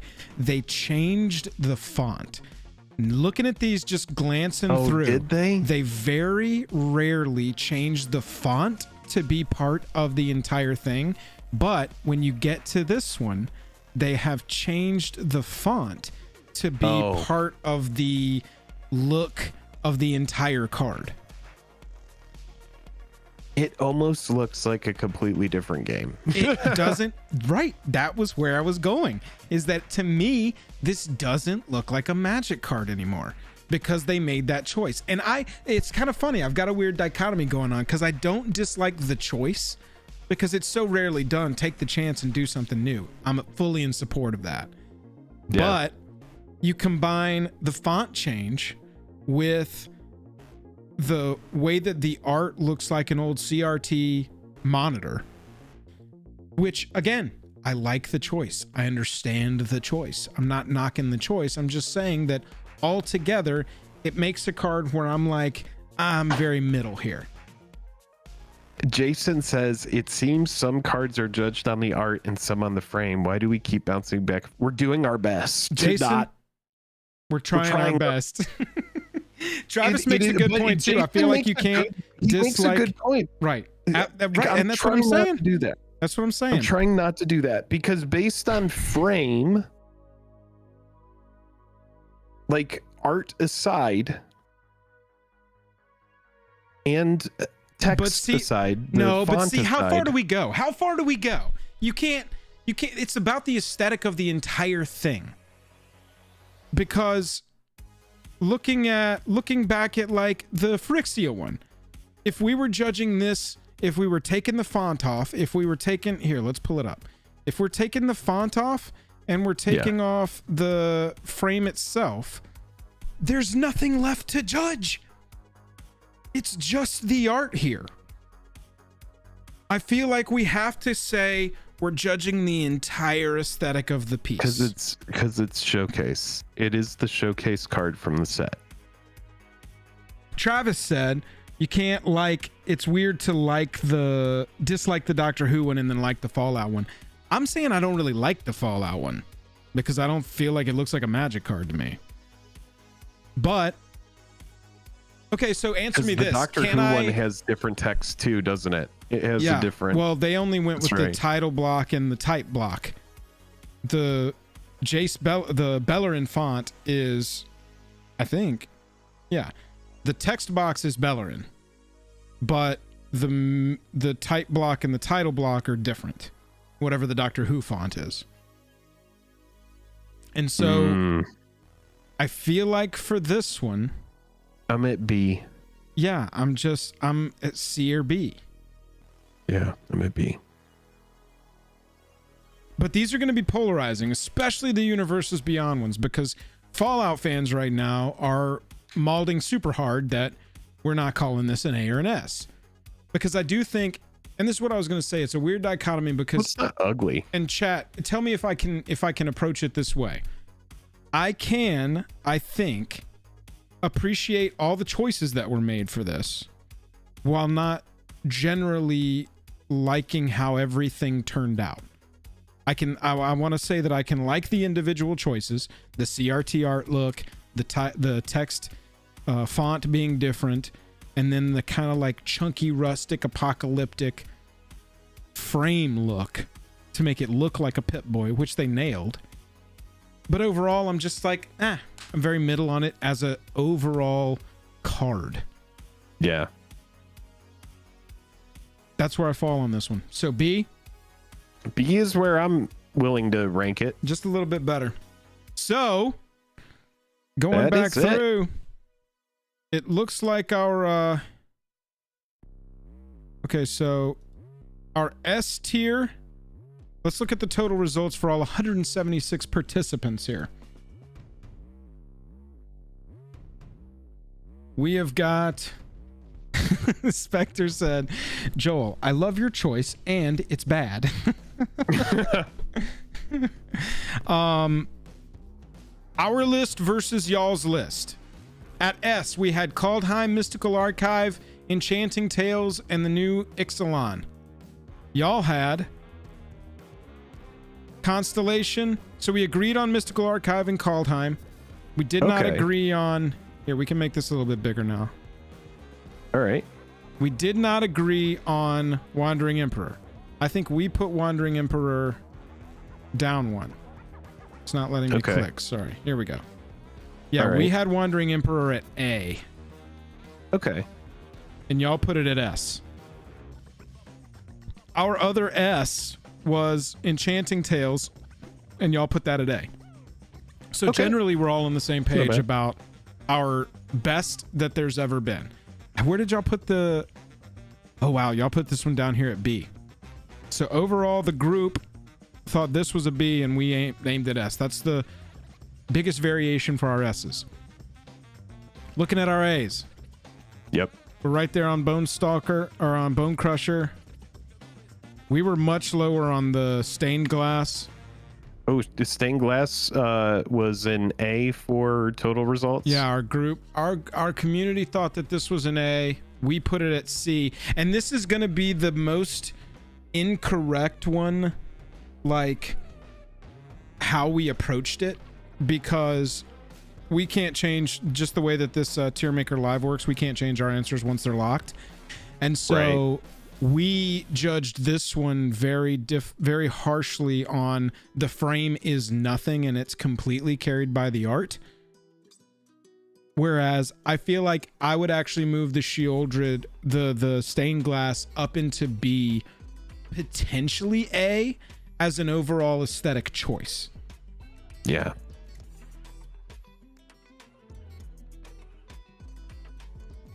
I actually like how this came out. This looks pretty...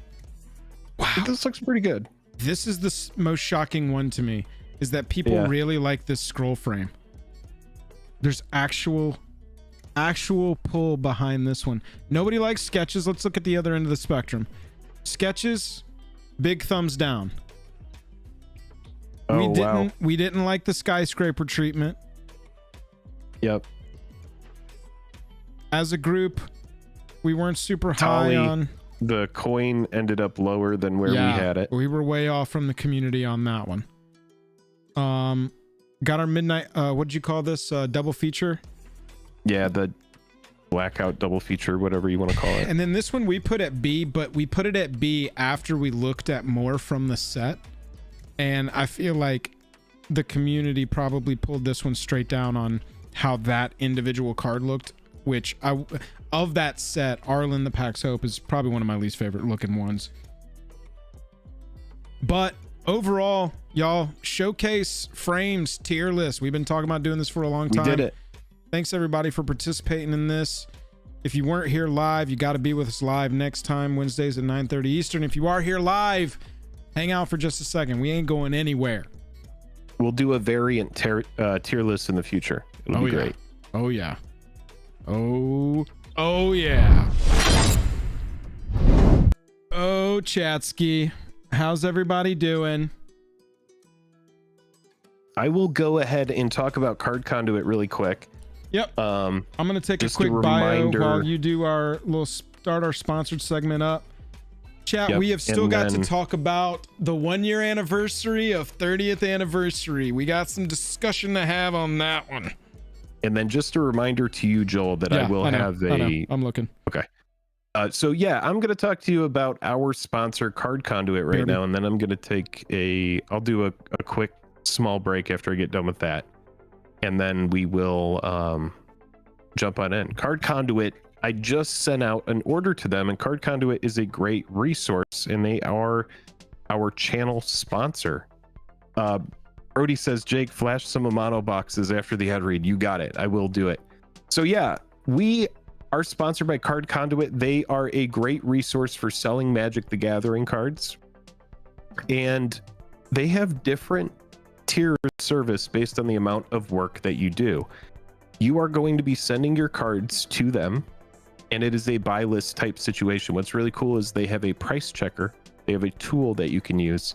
so that you make sure you know what relatively you're going to be getting for your card. That way, when you're like, wait, I sent you a $30 card, why did I only get $20 back? Well, because that's how the buy list works.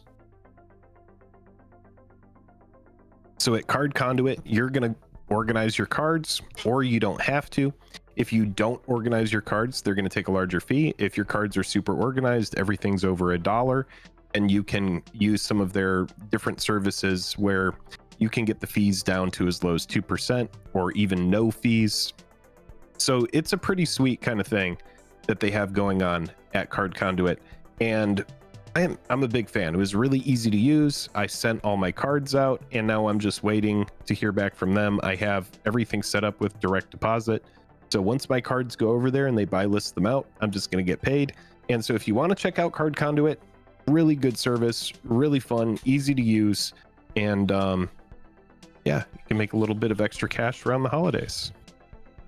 And as Brody was saying, we do have some Amano boxes that we will talk about here in a second. I'm trying to make sure that I have everything that I needed to say. Oh yeah, and the other thing about Card Conduit is there is international shipping as well. So even if you are outside of the United States, go ahead and skip these. Everybody, if you are enjoying the stream, go ahead and click like and subscribe. That is a great way to support the channel as we continue to grow. We are on the road now, I guess you could say on the road to 100K.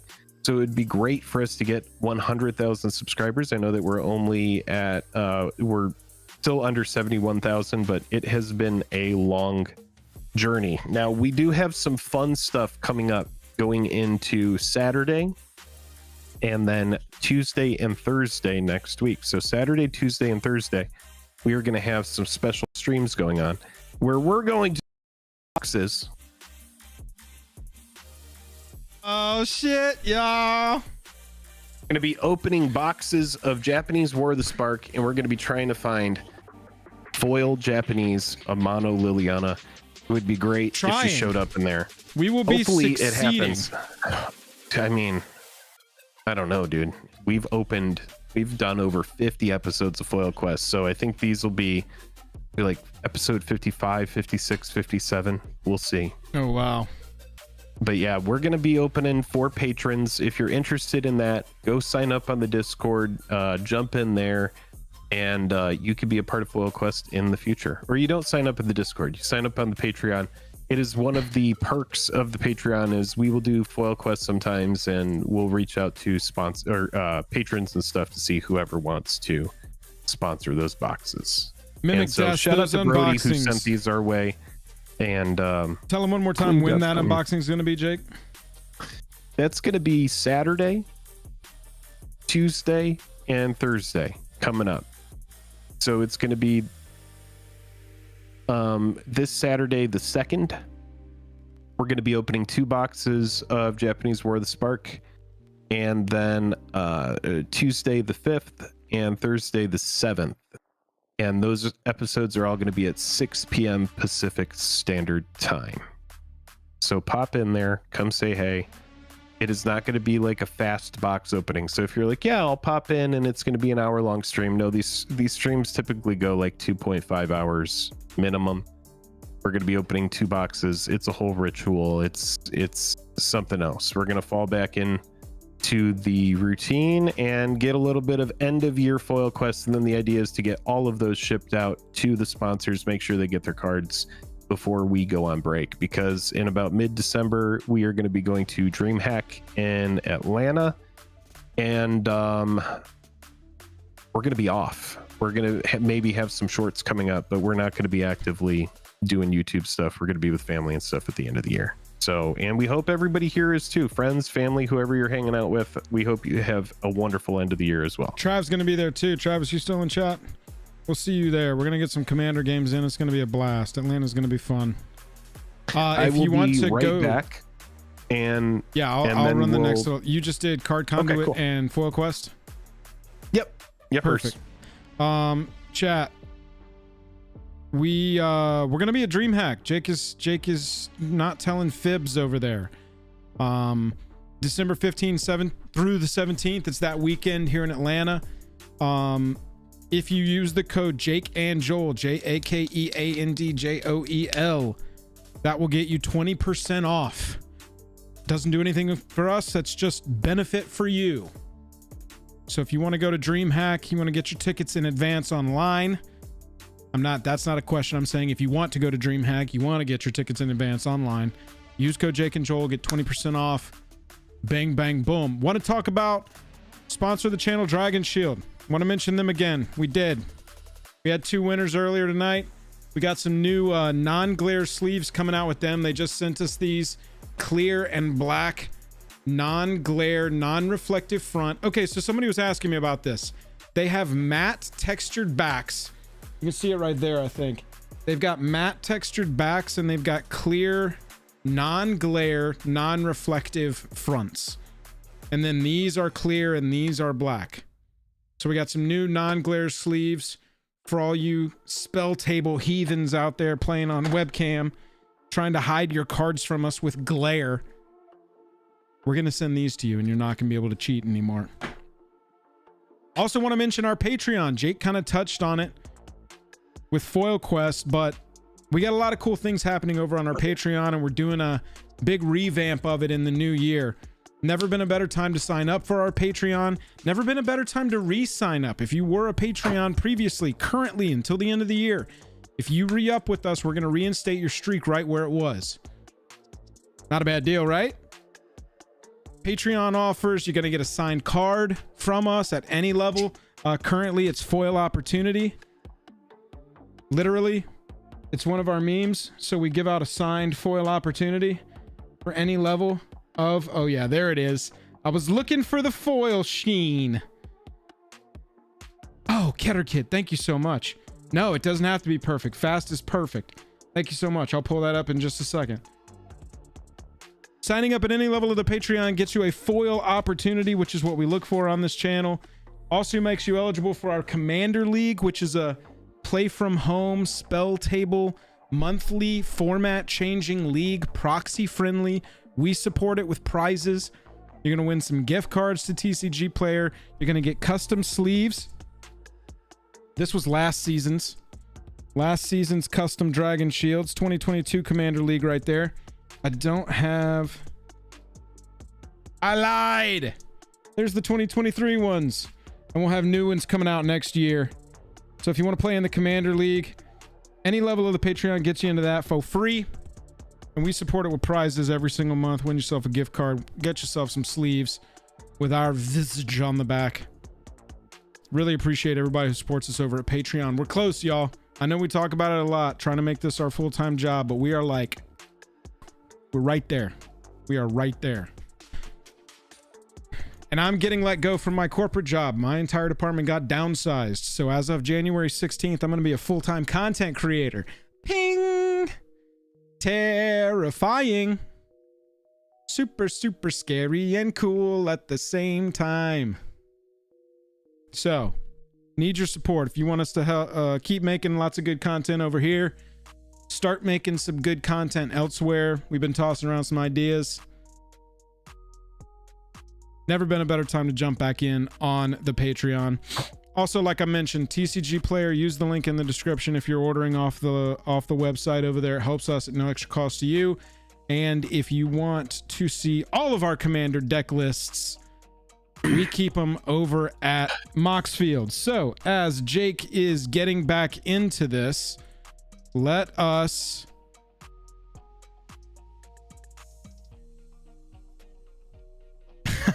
Tristan. Thank you, Tristan. I appreciate that. I'm sorry I never got back to you on that. I appreciate that. Okay, here we go. Got a quick Photoshop. Let me open this in a browser here so we can zoom it in. And, what'd you do? User MX Misadventure. Misadventure. They did it. Oh, that looks fucking sick. All right, chat. What do we think? It's better. Oh, it sucks, but it's better, man. It's way better, isn't it? Yeah. Being an art director is such a hard job. and I get it. I understand it. I do it a little bit, but this to me looks better. It does look better. You almost, in a way, at this point, want to change the black on the top and on the sides as well. Like, Right. I almost want this to just be a full art piece that comes down and does that kind of like curved border, you know? Oh, wow. I just But, yeah, really this looks opened up great. Creative Cloud without checking if there was anything to dox us. We're good. I was like, yeah, let's just open things right here on live. Anybody want our addresses or social security numbers? Wait, why do you have to open Photoshop? Are you going to play with it now? I was just going to throw something on that border real fast.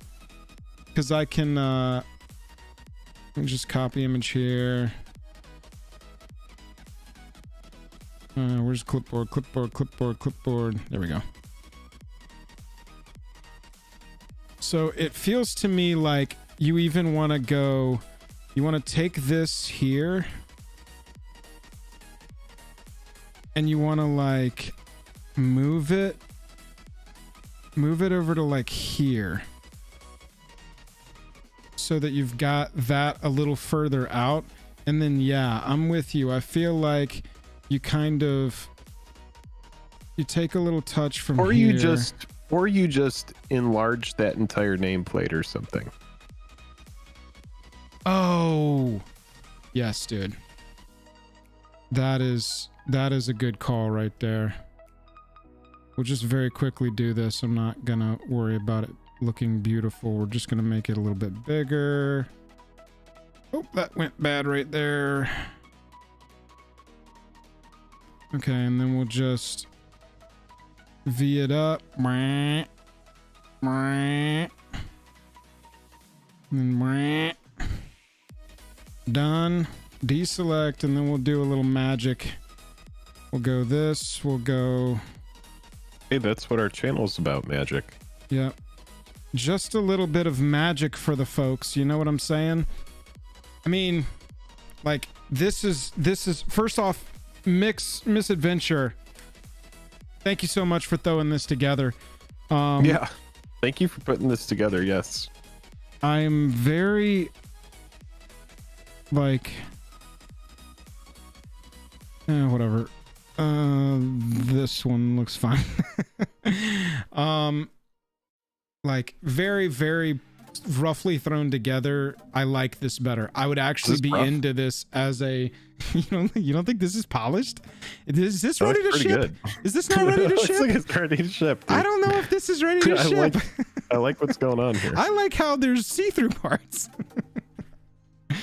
Can you see? Is it clear on the card? Okay. So, yeah, I mean, there it is, chat. It looks better to me. It just does.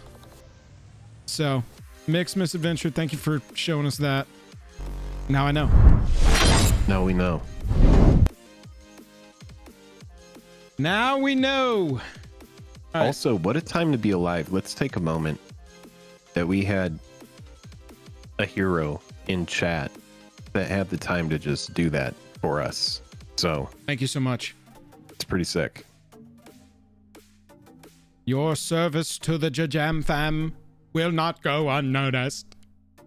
I want to shout out really fast before we get into this Yep. because it's funny, you know, I mean, it makes sense, right? That we're at the year mark to be discussing 30th anniversary edition a year later. And there's this fun channel. I think he has like 11,000 subscribers, but it's Should I pull them up? oh, I mean, you can or can't. I think it's Kitchen Table TCG, and he's a store owner, and he he talks about this stuff. And he recently did a video. It's been 1 year, and it was a day ago. I was like, oh wow, we're going to be doing this stream right after he drops this, and 1,000 views on it. It's been 1 year since Magic 30th anniversary edition. He talks through his take. I think it's a good take. I listened to this video. It's only 9 minutes long. But yeah, we're going to be looking at 30th anniversary edition, and we're going to look at sealed prices of 30th anniversary edition, what you can buy it for right now. We'll look at like TCG Player, how much would it cost to buy one of those, comparing it to what you were able to buy it for when it first came out. So yeah, this is going to be a good one. Let's get 27 more likes on the video. According to T-Wolf, that's how many we need to get us to 169. Oh, wow. Oh, man. I don't even... Jake, you guide this. If you will be the Sherpa... I think rather than looking at individual card prices, which is just shenanigans, in my opinion, I think it's best to just look at what the price is to buy the thing. Like buy the actual package that they were selling for $1,000. Yeah. Right. Okay, so let's just start and we can make that point, because I was about to start rolling into how difficult this one has been to talk about or make videos about or anything. Yeah, everybody, and say hey to whoever cuts YouTube. this, we're gonna use whatever we were just talking about as part of that video as well. Yeah, because we were talking about good stuff. So that sounds good. Chat, everybody say hey to YouTube. We're gonna start a little segment here. You'll see yourself later. They should have been here live. That is really the case. 30th anniversary. 1 year later. Jake, this has got to be the most controversial product of all time. I got into a discussion on Twitter, and I didn't mean to like ratio the original tweeter. Yeah. The original tweeter was trying to say, wow, 30th anniversary, it's been a year. What a controversial product, though not as controversial as Double Feature. And I was like, hang on a second. What? Hang on a second. No. Sorry. No. We're not even in the same universe on this. No, it's the Punisher meme. No, wait. No, wait. Like, wait, how long have you been hanging out here? I just simply said I have to disagree. Yeah. Double Feature gave us some very few playable treatments and singles we could pick up later. 30th anniversary, top to bottom, hot garbage. Completely approached in the wrong way, strategized poorly, positioned strangely. There's so I'm on record that is a leper product, dude. That you can market. Yes, I honestly think it's poisonous for the community. It's poisonous for the history of the game. That's how intensely I feel about this product. It's such a bummer product, dude, because, you know, in I believe his name is Louis, in his video, you know, rather than just parrot, I feel exactly the same way. He's like, these could have been packs that were like $3 packs. Yes. And then everybody's able to just go and draft and play Magic in its infancy exactly how it was first created. Then you're able to have a great experience where, yeah, sure, at the end, people might be buying up the Black Lotus and the Power 9, and they're like, yeah, dude, and those cards might go to like $100 or $150 or whatever. Right. If those packs are so cheaply priced, because here's the thing, then you set that precedent that could be done again in the future, and so people understand, oh, these cards are garbo, right? They're just cheap, kind of like playable proxies that you can enjoy that are printed by the mothership. But when you print them into $1,000 product, the people who don't know any better, they automatically are like, oh, well, it's $1,000, so it just must be good. If I'm paying $1,000, right? Like if I'm buying a $1,000 vacuum cleaner versus a $150, $250 vacuum cleaner, right? I'm thinking, you talk about that Dyson stick. That's what I'm saying, dude. The Dyson stick. If I'm buying $1,000 vacuum cleaner, I'm like, this is just going to be good. So like, versus the $250 one where I'm like, yeah, it's going to work for a little while, and then I'm going to have issues, and then I'll have to replace it, whatever. And maybe there's a good $250 vacuum cleaner. Let's not dig into that. But when you're looking at 30th anniversary edition, people who don't know are like, holy shit, here's this Magic the Gathering product that's so expensive and so over the top. This must be heat. I must acquire it because this is like their most expensive thing they've ever done. So it's like, I'm just going to buy it and it's going to be valuable. But what do we know about the variant era? Everything is getting reprinted. They could do that again. They could do that again. And if they do it again, what happens to all those cards that were acquired at that price point, taking into account $1,000 price point for that product, right? So it's like, oh wait, my retro Birds of Paradise is supposed to be $1,500. Why? Wait, they did it again. Now my retro Bird of Paradise is $700. Like, how better way to turn a whale off in the future than to like burn them with a product like that, right? So that product is, I know there's collectors, I know that people like it, I know that there's some people that are like very bullish on it. I hate it. I hate it. Anyway, I mean, it might be a good investment vehicle in this game. I don't know. I don't even get that far mentally because I can't even get past the threshold. You designed this, and the very first thing that we ever heard about it, you designed it and you positioned it as everybody's gonna get a chance to do the original game. We all get to play in an environment. You can draft this, you can play OG Magic against each other, but that's not what happened.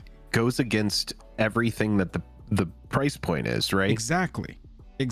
I mean, I would rather them, Jake, have taken this card and not put not tournament legal across it like this, but like just put it across the middle right here at the bottom of the art, not tournament legal. If you really want to just be clear and make it very obvious that we're not trying to mess with the reserve list reprint, I want to say promise, but we're going to say guidelines. Or just use a sketch frame. Use something. I would rather them have made it exactly what it was pitched to us as being, right up until Brian Kibler told us all it was going to cost $1,000. Yeah. Everything up to that point was great. Click on the actual product and not an individual card. All right, so let's talk about this. Can we zoom out? What's the yearly chart for this thing look like? This is the year, November 28th, right there. 1624 on the secondary market. So that's flagging pretty hard as a bearish chart, in my opinion. And that is not financial advice, but this looks super freaking bearish. So what is that? What is the lowest point that we get right down there? 1129. All right, so what we would be looking for is a bounce off of that level as well. But the fact that these sold for $1,000 and you can buy them right now unopened for, what is that, 1,100? 1208. We see 1208. Market price, yeah. That's not a huge markup. So even if you were buying this to flip it, since this product at this point is readily available here, right? Wait, what is that? There's like people that are selling it for 500.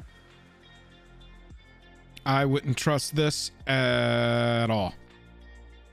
I mean, all right, chat. Who out there's got a lot of money to burn? I need somebody to buy this and tell us if it's real. Do not listen to Joel at all. All right. So the rest of this, though, like ignoring the 498 and the 500. Look at the 1100. There's one right there that's 1100 with 499 shipping. There's another one that's 1124 with 499 shipping. That's 100% sales. This is somebody to me like they're like, we got to get out of here before we're back holding. Yes, dude. We got to cover the shipping. 100%. The shipping to us and then the shipping to the seller, and we're gonna make like $60 on this whole thing. There's no fucking market for this product. It's people trading them off. It's like hot potato. It's like, we got to get rid of it. And the thing is when you sell something for $1,100, you have to pay tax on that. You have to pay fees on that. That's what I'm saying. You're selling these people here are making, they're already bag holding tens of dollars on this. They're already bag holding on it. Right. Because TCG is going to take their own fees. I mean, when you look at that chart, I mean, okay, so these are people that are capitulating. Like, people are selling into capitulation because they are just like, MTG is already in a bearish trend, right? So they're like, I'm going to sell this and just get rid of it. Right. So yeah, I mean, if you're buying it at price after Wizards already closed down the sale, if the sale's been concluded, this reads to me like a snap buy. Somebody was like, oh, I can buy it at the original price. Okay. But Yeah. Even, bro, I'm talking like my own mentality. I have $1,000. I want to spend it on this product just to be like, I have one in case it explodes. I don't know what would make it explode. I can't even think of a possible trigger to make this product explode. But immediately I would be going, oh God, I've got to sit on this for a decade. Oh, 100%. You ain't selling this And in then the you next have to 2 to hope. 5 years. And then you have to hope that they don't do something similar to it again. Because then if it just stays as is, and you don't get another product like it where they're like, we're going to reprint Black Lotus again. We're taking it a different route, a different direction. Then yeah, maybe it goes up and it becomes one of those sets. I've heard some people compare it to like the summer edition, the Edgar set. But even then, I see that as entirely different. That's actually old. You know, I like to remind people that this came out in 2022. So how many? This is 4 packs, right? 4 yeah, packs it's 4 each packs in there. Yeah, 4 packs each. Now, if you pull the Lotus actually has value because there's people that want the modern frame Black Lotus. It's very difficult to look at the singles prices on these, y'all, because there are so few sales. Let's even see if we've got any. We have 1 sale from October of a retro frame D-Tutor. God, why would you buy this? And my opinion is I don't even necessarily trust that sale. Like this is just me selling it to you to make it look like a sale. Correct. And that isn't me. That's nothing against like TCG player, but a no, sale it's is not going to against get their term recorded of as service. Right. Right. It's going to get recorded as a sale. But yeah, I might, for example, want to pay a small fee, which is the fee to sell that card to my buddy, which makes it look like there is market data. Well, we did. Makes it look like there is liquidity, right? Makes it look like there's right. We pulled this off. Exactly. So it might be worth it to pay that small fee to create market data that is skewed. I mean, like you said, there's no other, where's the other sales, right? That's what I'm saying. That's what I'm saying. Yeah, it seems like there's not a lot of liquidity. This one's frequently discussed as the most expensive one that's not, Black Lotus or a dual land or weren't the mocks in here? If you're going to pay that much money, why do you not just put it toward the foil 7th edition birds and just like go big or go home? That is exactly what I was going to get to, Jake. Like a Taiga, a Badlands, I can get it. At least you're buying a card that's not possibly going to be reprinted in a real way. Of those, as a reminder, was doubled. So all of the dual lands that were printed in this had doubled the print run. Birds of Paradise, to the other rares. Reprinted. It's gonna be reprinted again in January. Demonic Tutor. What was the last one of these? Was it Commander Masters? Yeah, Commander Masters. We got D-Tutor again. Yeah, $40. Or you could spend like this actual sale here. This very real $1,500 sale for this D-Tutor. I don't know. Those are the ones that really blow my mind. The non-reserve list cards that are holding this kind of value. Right. I completely agree with you. Especially when you have like the Japanese Mystical Archive version, which is just like I know a legally playable card. Like this. But it is worth noting, I do remember someone left a comment on a video that noted that these cards are widely acceptable in a lot of like the old vintage formats where people are typically priced out of this stuff, which is why they probably like, especially the duels, probably have a little bit of desirability. But even then, you would rather just go buy the busted revised version, right? This is the dual lands. I've got Underground Sea's entire print run here up as an example. These I can understand at least the argument. It's like the card frame thing. I understand the choices, but they're bad. I can at least understand the choice to be like, this one's $700. Well, let's look at market prices. This one's $900. This one's $650. This one's $380. I wanted the $380 copy because I want something that is at least a real-ish Underground Sea. And there's nobody gonna... There's not many tables that you can sit down to and play Commander where somebody's gonna go, Underground Sea, I'll tap that, play Soul Ring, and pass. Where somebody's gonna go, let me see that Underground Sea.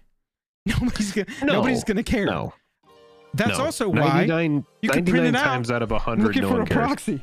That's also why you could just print it out on your Epson and play it that way. But if you want if you have to have the Underground Sea, right? Now, if it's CEDH, which is where you absolutely have to have the Underground Sea, the thing you need to know about that format, exists. it is the most proxy-friendly environment. It's like Legacy. People don't care. People just want people playing. They have tournaments with real prizes and prize money for CEDH that are proxy-friendly, just because they want people to be able to play the tournament, as long as the tournament being organized. You can see how good of a choice that's been. That community is growing. Month over month, that community is getting more popular, especially as power creep and strictly better reprints, well, strictly better prints that eliminate old reprints, become more and more the norm. You've got a community that's growing that's okay with you paying the 50 cents to $1 to make a proxy version of it. So at least with the dual lands, there's an argument for it. The non-reserve list stuff, mind-blowing. Jake, if you had designed this. What, this product? This product. Okay, let's say it this way. John Wizards, famously the leader of Wizards of the Coast, comes to you and says, "Hi, I'm John Wizards. I need you to design a purchasable set that is Alpha Beta Unlimited, all in one set. I need it to kind of walk some fine lines.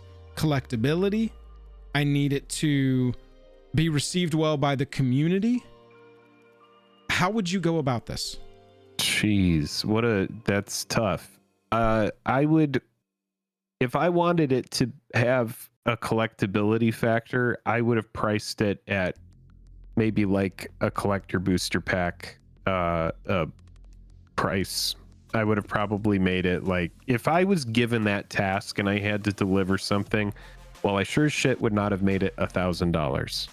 I would have made a box of 4 of these. I mean, dude, the box that I would have created would have been a box for a pot of 8 at the table. So a 24 pack box. Minimum. That's what I would have gone minimum with. And then I would have priced that box at like a Masters box price. I would have made the box like a old Masters set. So like, let's say like a double Masters, which would be like maybe $250, something like that.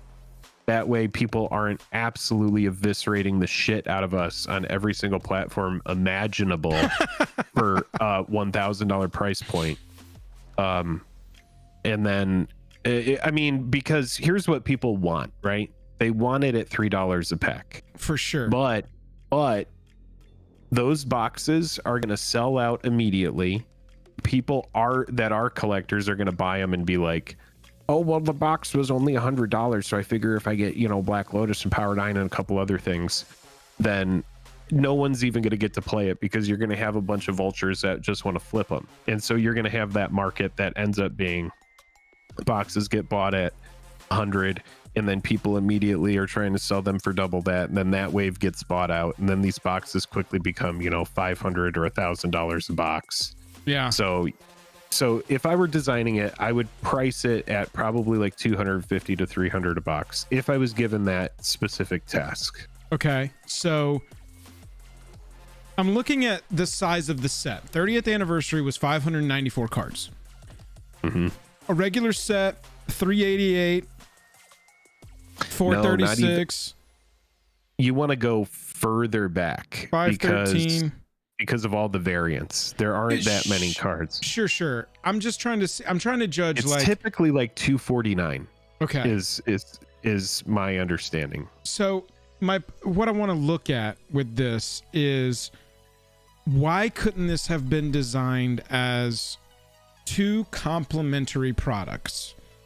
Product A is these versions, current frame reprints of all of the cards. I don't care if it's reserve list or not. You print not tournament legal right across the bottom of the art. The backs are different. You sell them for the regular price of a booster pack, standard booster pack, not premium. Yep. And you sell them in exactly draftable boxes like you're talking about. You also sell a long box of, I'm going to assume the retros are at the bottom. Here we go. I gave everybody epilepsy. Yes, baby. Here we go. You also sell a all-in purchasable set of every single retro frame. Just release the collector edition thing as a box set. You know what you're getting. You know exactly what's going to be in there. So you've got two different things. You've got the collectors satisfied because they can buy this thing, put it on a shelf. It's 30th anniversary collector's edition. You know exactly what's in there. You also have the booster product. And then like if you want to go full, just go full WotC, which is all they like to do nowadays. Put a collector booster in the middle of it. Make it like a full set release. Super draftable, super cheap versions down here that literally say not tournament legal on the front. You sell a full-on, you know what you're getting collector's edition that look exactly like this. I don't want not tournament legal printed on these. I just want the 30th anniversary or 30th edition set symbol is great. The backs being different, great. You get one of everything in there.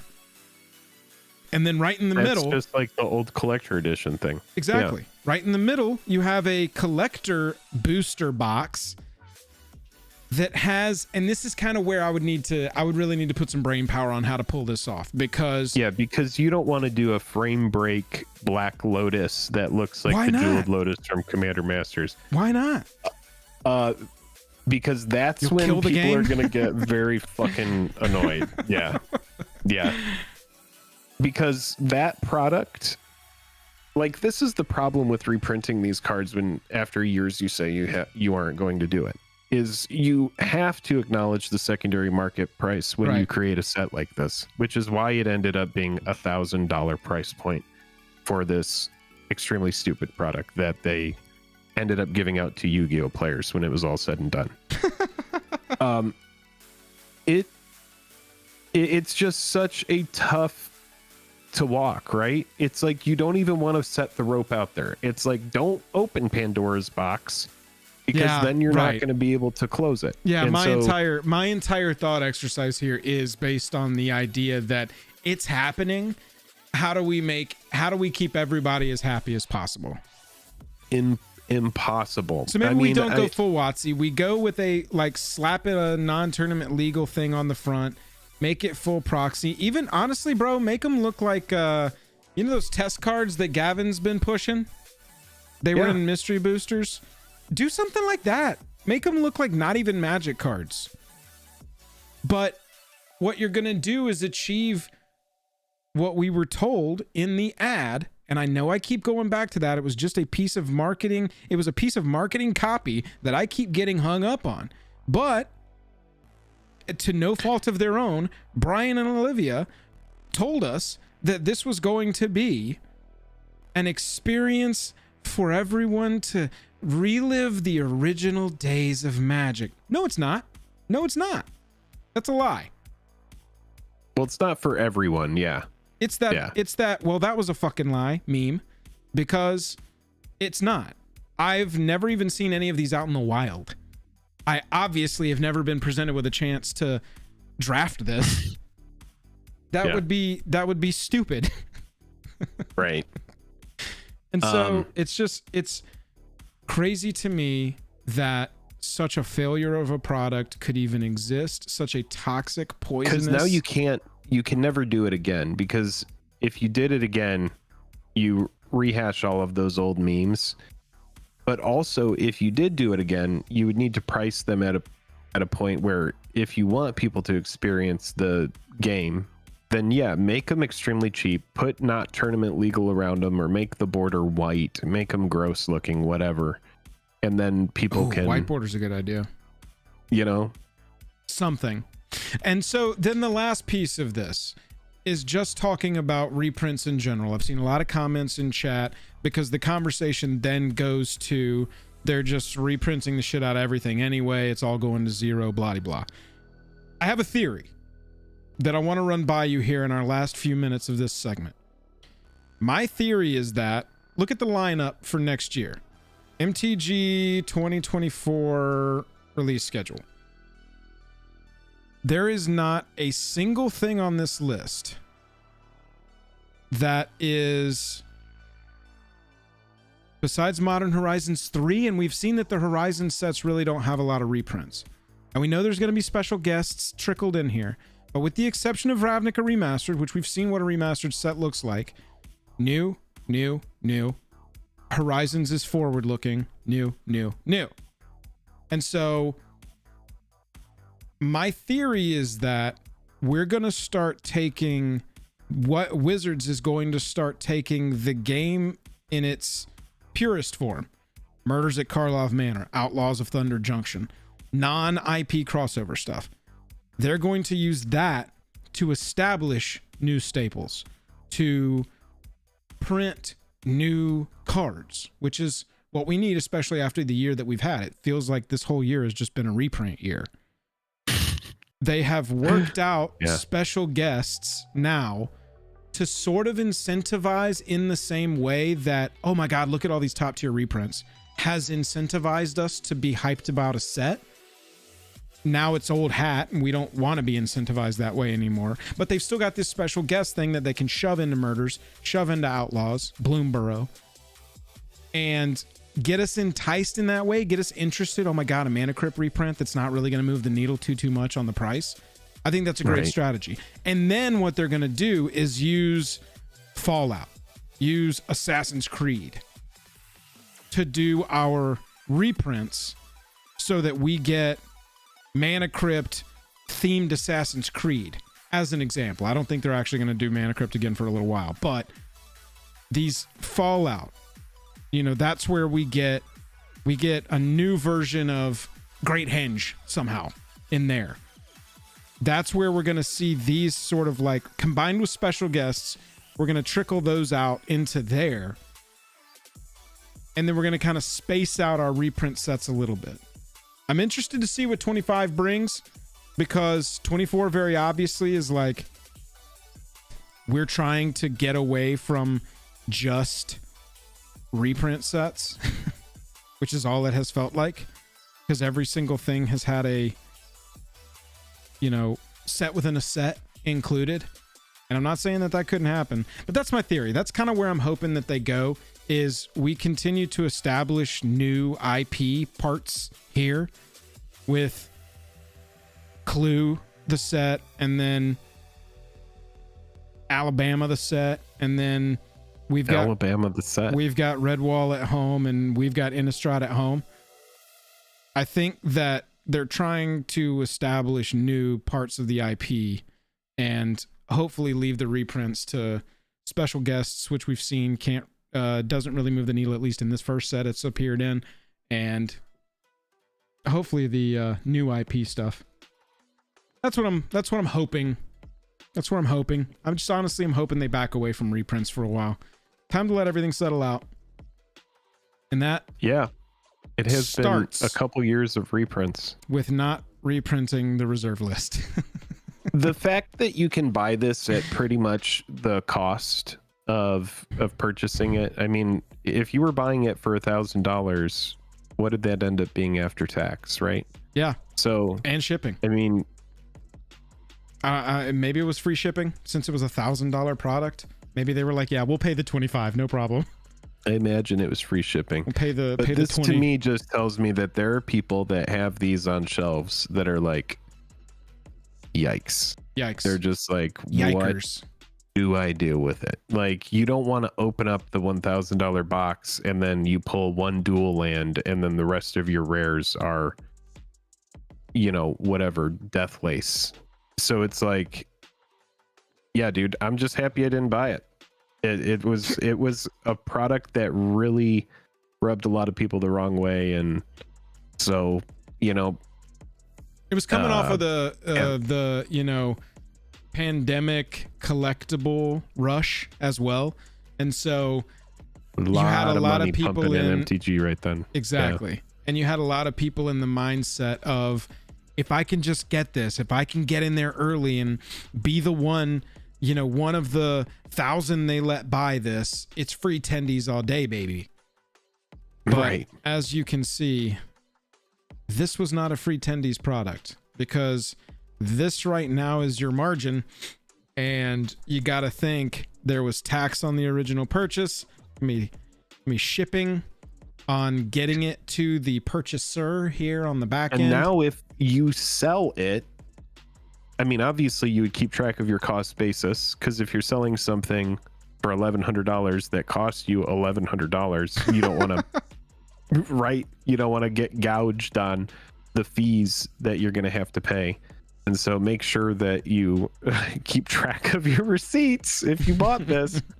But yeah, no, I don't think people are all of a sudden going to come out of the woodwork to start buying it, which is why it's in very niche groups where people are selling it.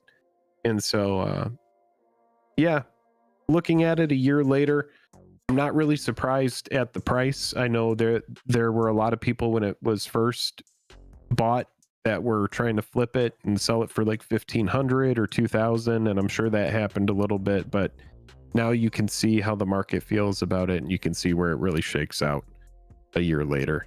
Yeah, the Venn diagram of defenders of this product and people who are holding this product is just a circle. I mean, really, it truly is. And it's funny because, you know, we even had, you know, longtime viewers of this channel that really got annoyed with us with how outspoken we were against this, and thought like our channel was turning into like a drama channel just based around 30th anniversary edition, which if you did stick around, you saw that didn't happen. We were outspoken against the products that we don't like, and sometimes we have opinions. And sometimes when products are great, we tell you how great a product is too. And so it's funny how that works. But yeah, there's people that used to watch our channel that don't really watch or comment on it that much because of how outspoken we were against this. And, you know, a lot of people got this product for free when they had the Black Lotus VIP badge at, forget what the event was, but a lot of people got this. Oh, a lot of people just forgot they gave out packs for free. of it. Yes. They gave out packs of it. And so there were people that under the Black Lotus tier that didn't get it, because I believe only the Black Lotus tier folks got it, or they might have given like one pack or something to other badge holders. But yeah, like it was like the kind of thing where before people really had a good bearing on what the product was, they had given a bunch of it out, and so there was like some hype around it as well. And so I don't know, dude. I just know that I don't like it. Oh my God. I just found a new thing I'm going to do though. I'm going to have at least one commander deck where all of the basics are 30th edition basics. Oh, hell yes, dude. Look at how much those are. What was the price of that Plains when a year ago? Over $5. Wow. That's what you call a knife down, folks. If you had been buying that for $5, and you could have been buying it for 70 cents now. This is a good idea. Like, this is one of my best ideas. For that. I mean, you're memeing pretty hard there, but I'm not going to hate on you for it just being some basics. If you want to freaking burn your money, you light it on fire, baby. You go all the way to town. Flamethrower it up, dude. You do whatever the hell you want. Oh, you can get Lifeless for $147? Target spell or permanent becomes green? All right, we're done with this. Chat, thank you for being here live. If you're watching this after the fact, you got to subscribe to the channel.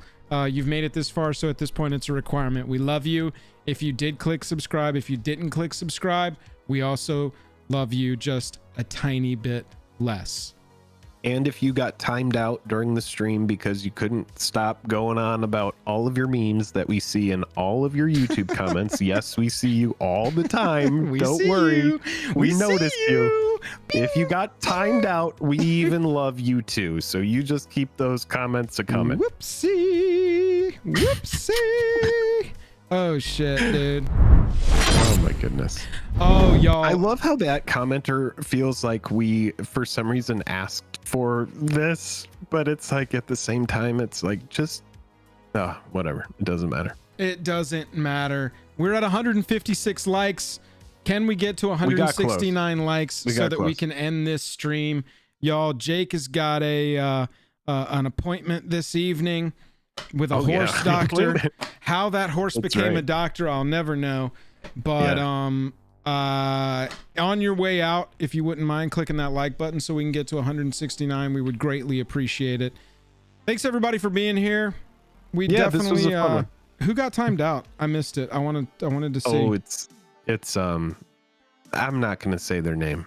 I hate when my content creators have opinions on the things they talk about. Hometown TCG. Yeah, you're right. You should have seen today's video. Right. Very polarized comment section on that video. If you talk to I think it's Louis, let him know that we watched his video and that was a fun vid there. Oh yeah, absolutely. Oh, Mr. Buzzfuzz, this comment I wanted to address, but I didn't want to address it because we were talking about something else. Modern Horizons 3, I feel like will not have reprints. Let me look at Modern Horizons 2 is reprint. What would you pay if it was the set that was sold? Okay, so Modern Horizons 2 had 53 reprints. For some reason in my head, this was a non-reprint set. MH1 had 46 reprints. Jason, you're saying if they had sold the entire set of 30th Anniversary Edition? Most expensive reprint in Modern Horizons 1 was Flusterstorm. It's $20. And then the next one is Eladamri's Call. It's $7. And then with 2, most expensive reprint was Cabal Coffers. That's right. And the Fetches. And then Imperial Recruiter, which is now a $5 mythic. Recruiter was somehow like I broke my hundreds of dollars at one point. Somehow I broke my headphones. I don't know what I did. Anyway, chat, we love you. Thank you for being here tonight. We're gonna head out. Foil Quest Saturday, y'all. Go get in the Discord, and you'll get a ping on Saturday when we go live, 9 p.m. We got Foil Quest Saturday, next Tuesday, and next Thursday. We will be live next Wednesday. Next Wednesday is our community night. We're going to be talking about the Commander League winners. We're going to be going over some winners deck lists. So if you're a Commander League winner, hit me up. Bobby Z's going to join us for that. We're going to be catching up on a bunch of TCG gift card giveaways as well. Yeah, we're going to be giving away a lot of gift cards to the Patreon there for the first stream of December. So if you're a patron, you don't have to be here live to win, but if you want to see it live, you should come. And then we're also going to be doing the call-in show next Wednesday, and we're going to talk about, I don't know, we haven't talked about it. Maybe best of the year stuff, favorite shit of 2023. Maybe. That'd be a good topic. We'll come up with some fun stuff to talk about. Yeah. So everybody, and that's going to be wedged right in between 2 episodes of Foil Quest. Yeah, as well. It'll go Tuesday Foil Quest, Wednesday Community Night stream, Thursday Foil Quest. So everybody, we love ya. Have a fantastic weekend. We'll catch you on Discord. We appreciate you. Thanks for getting us to 169 likes. We ended at 175. Y'all are all legends. Good night. Good night. We made it, you absolute legends. Absolute legends. Absolute legends.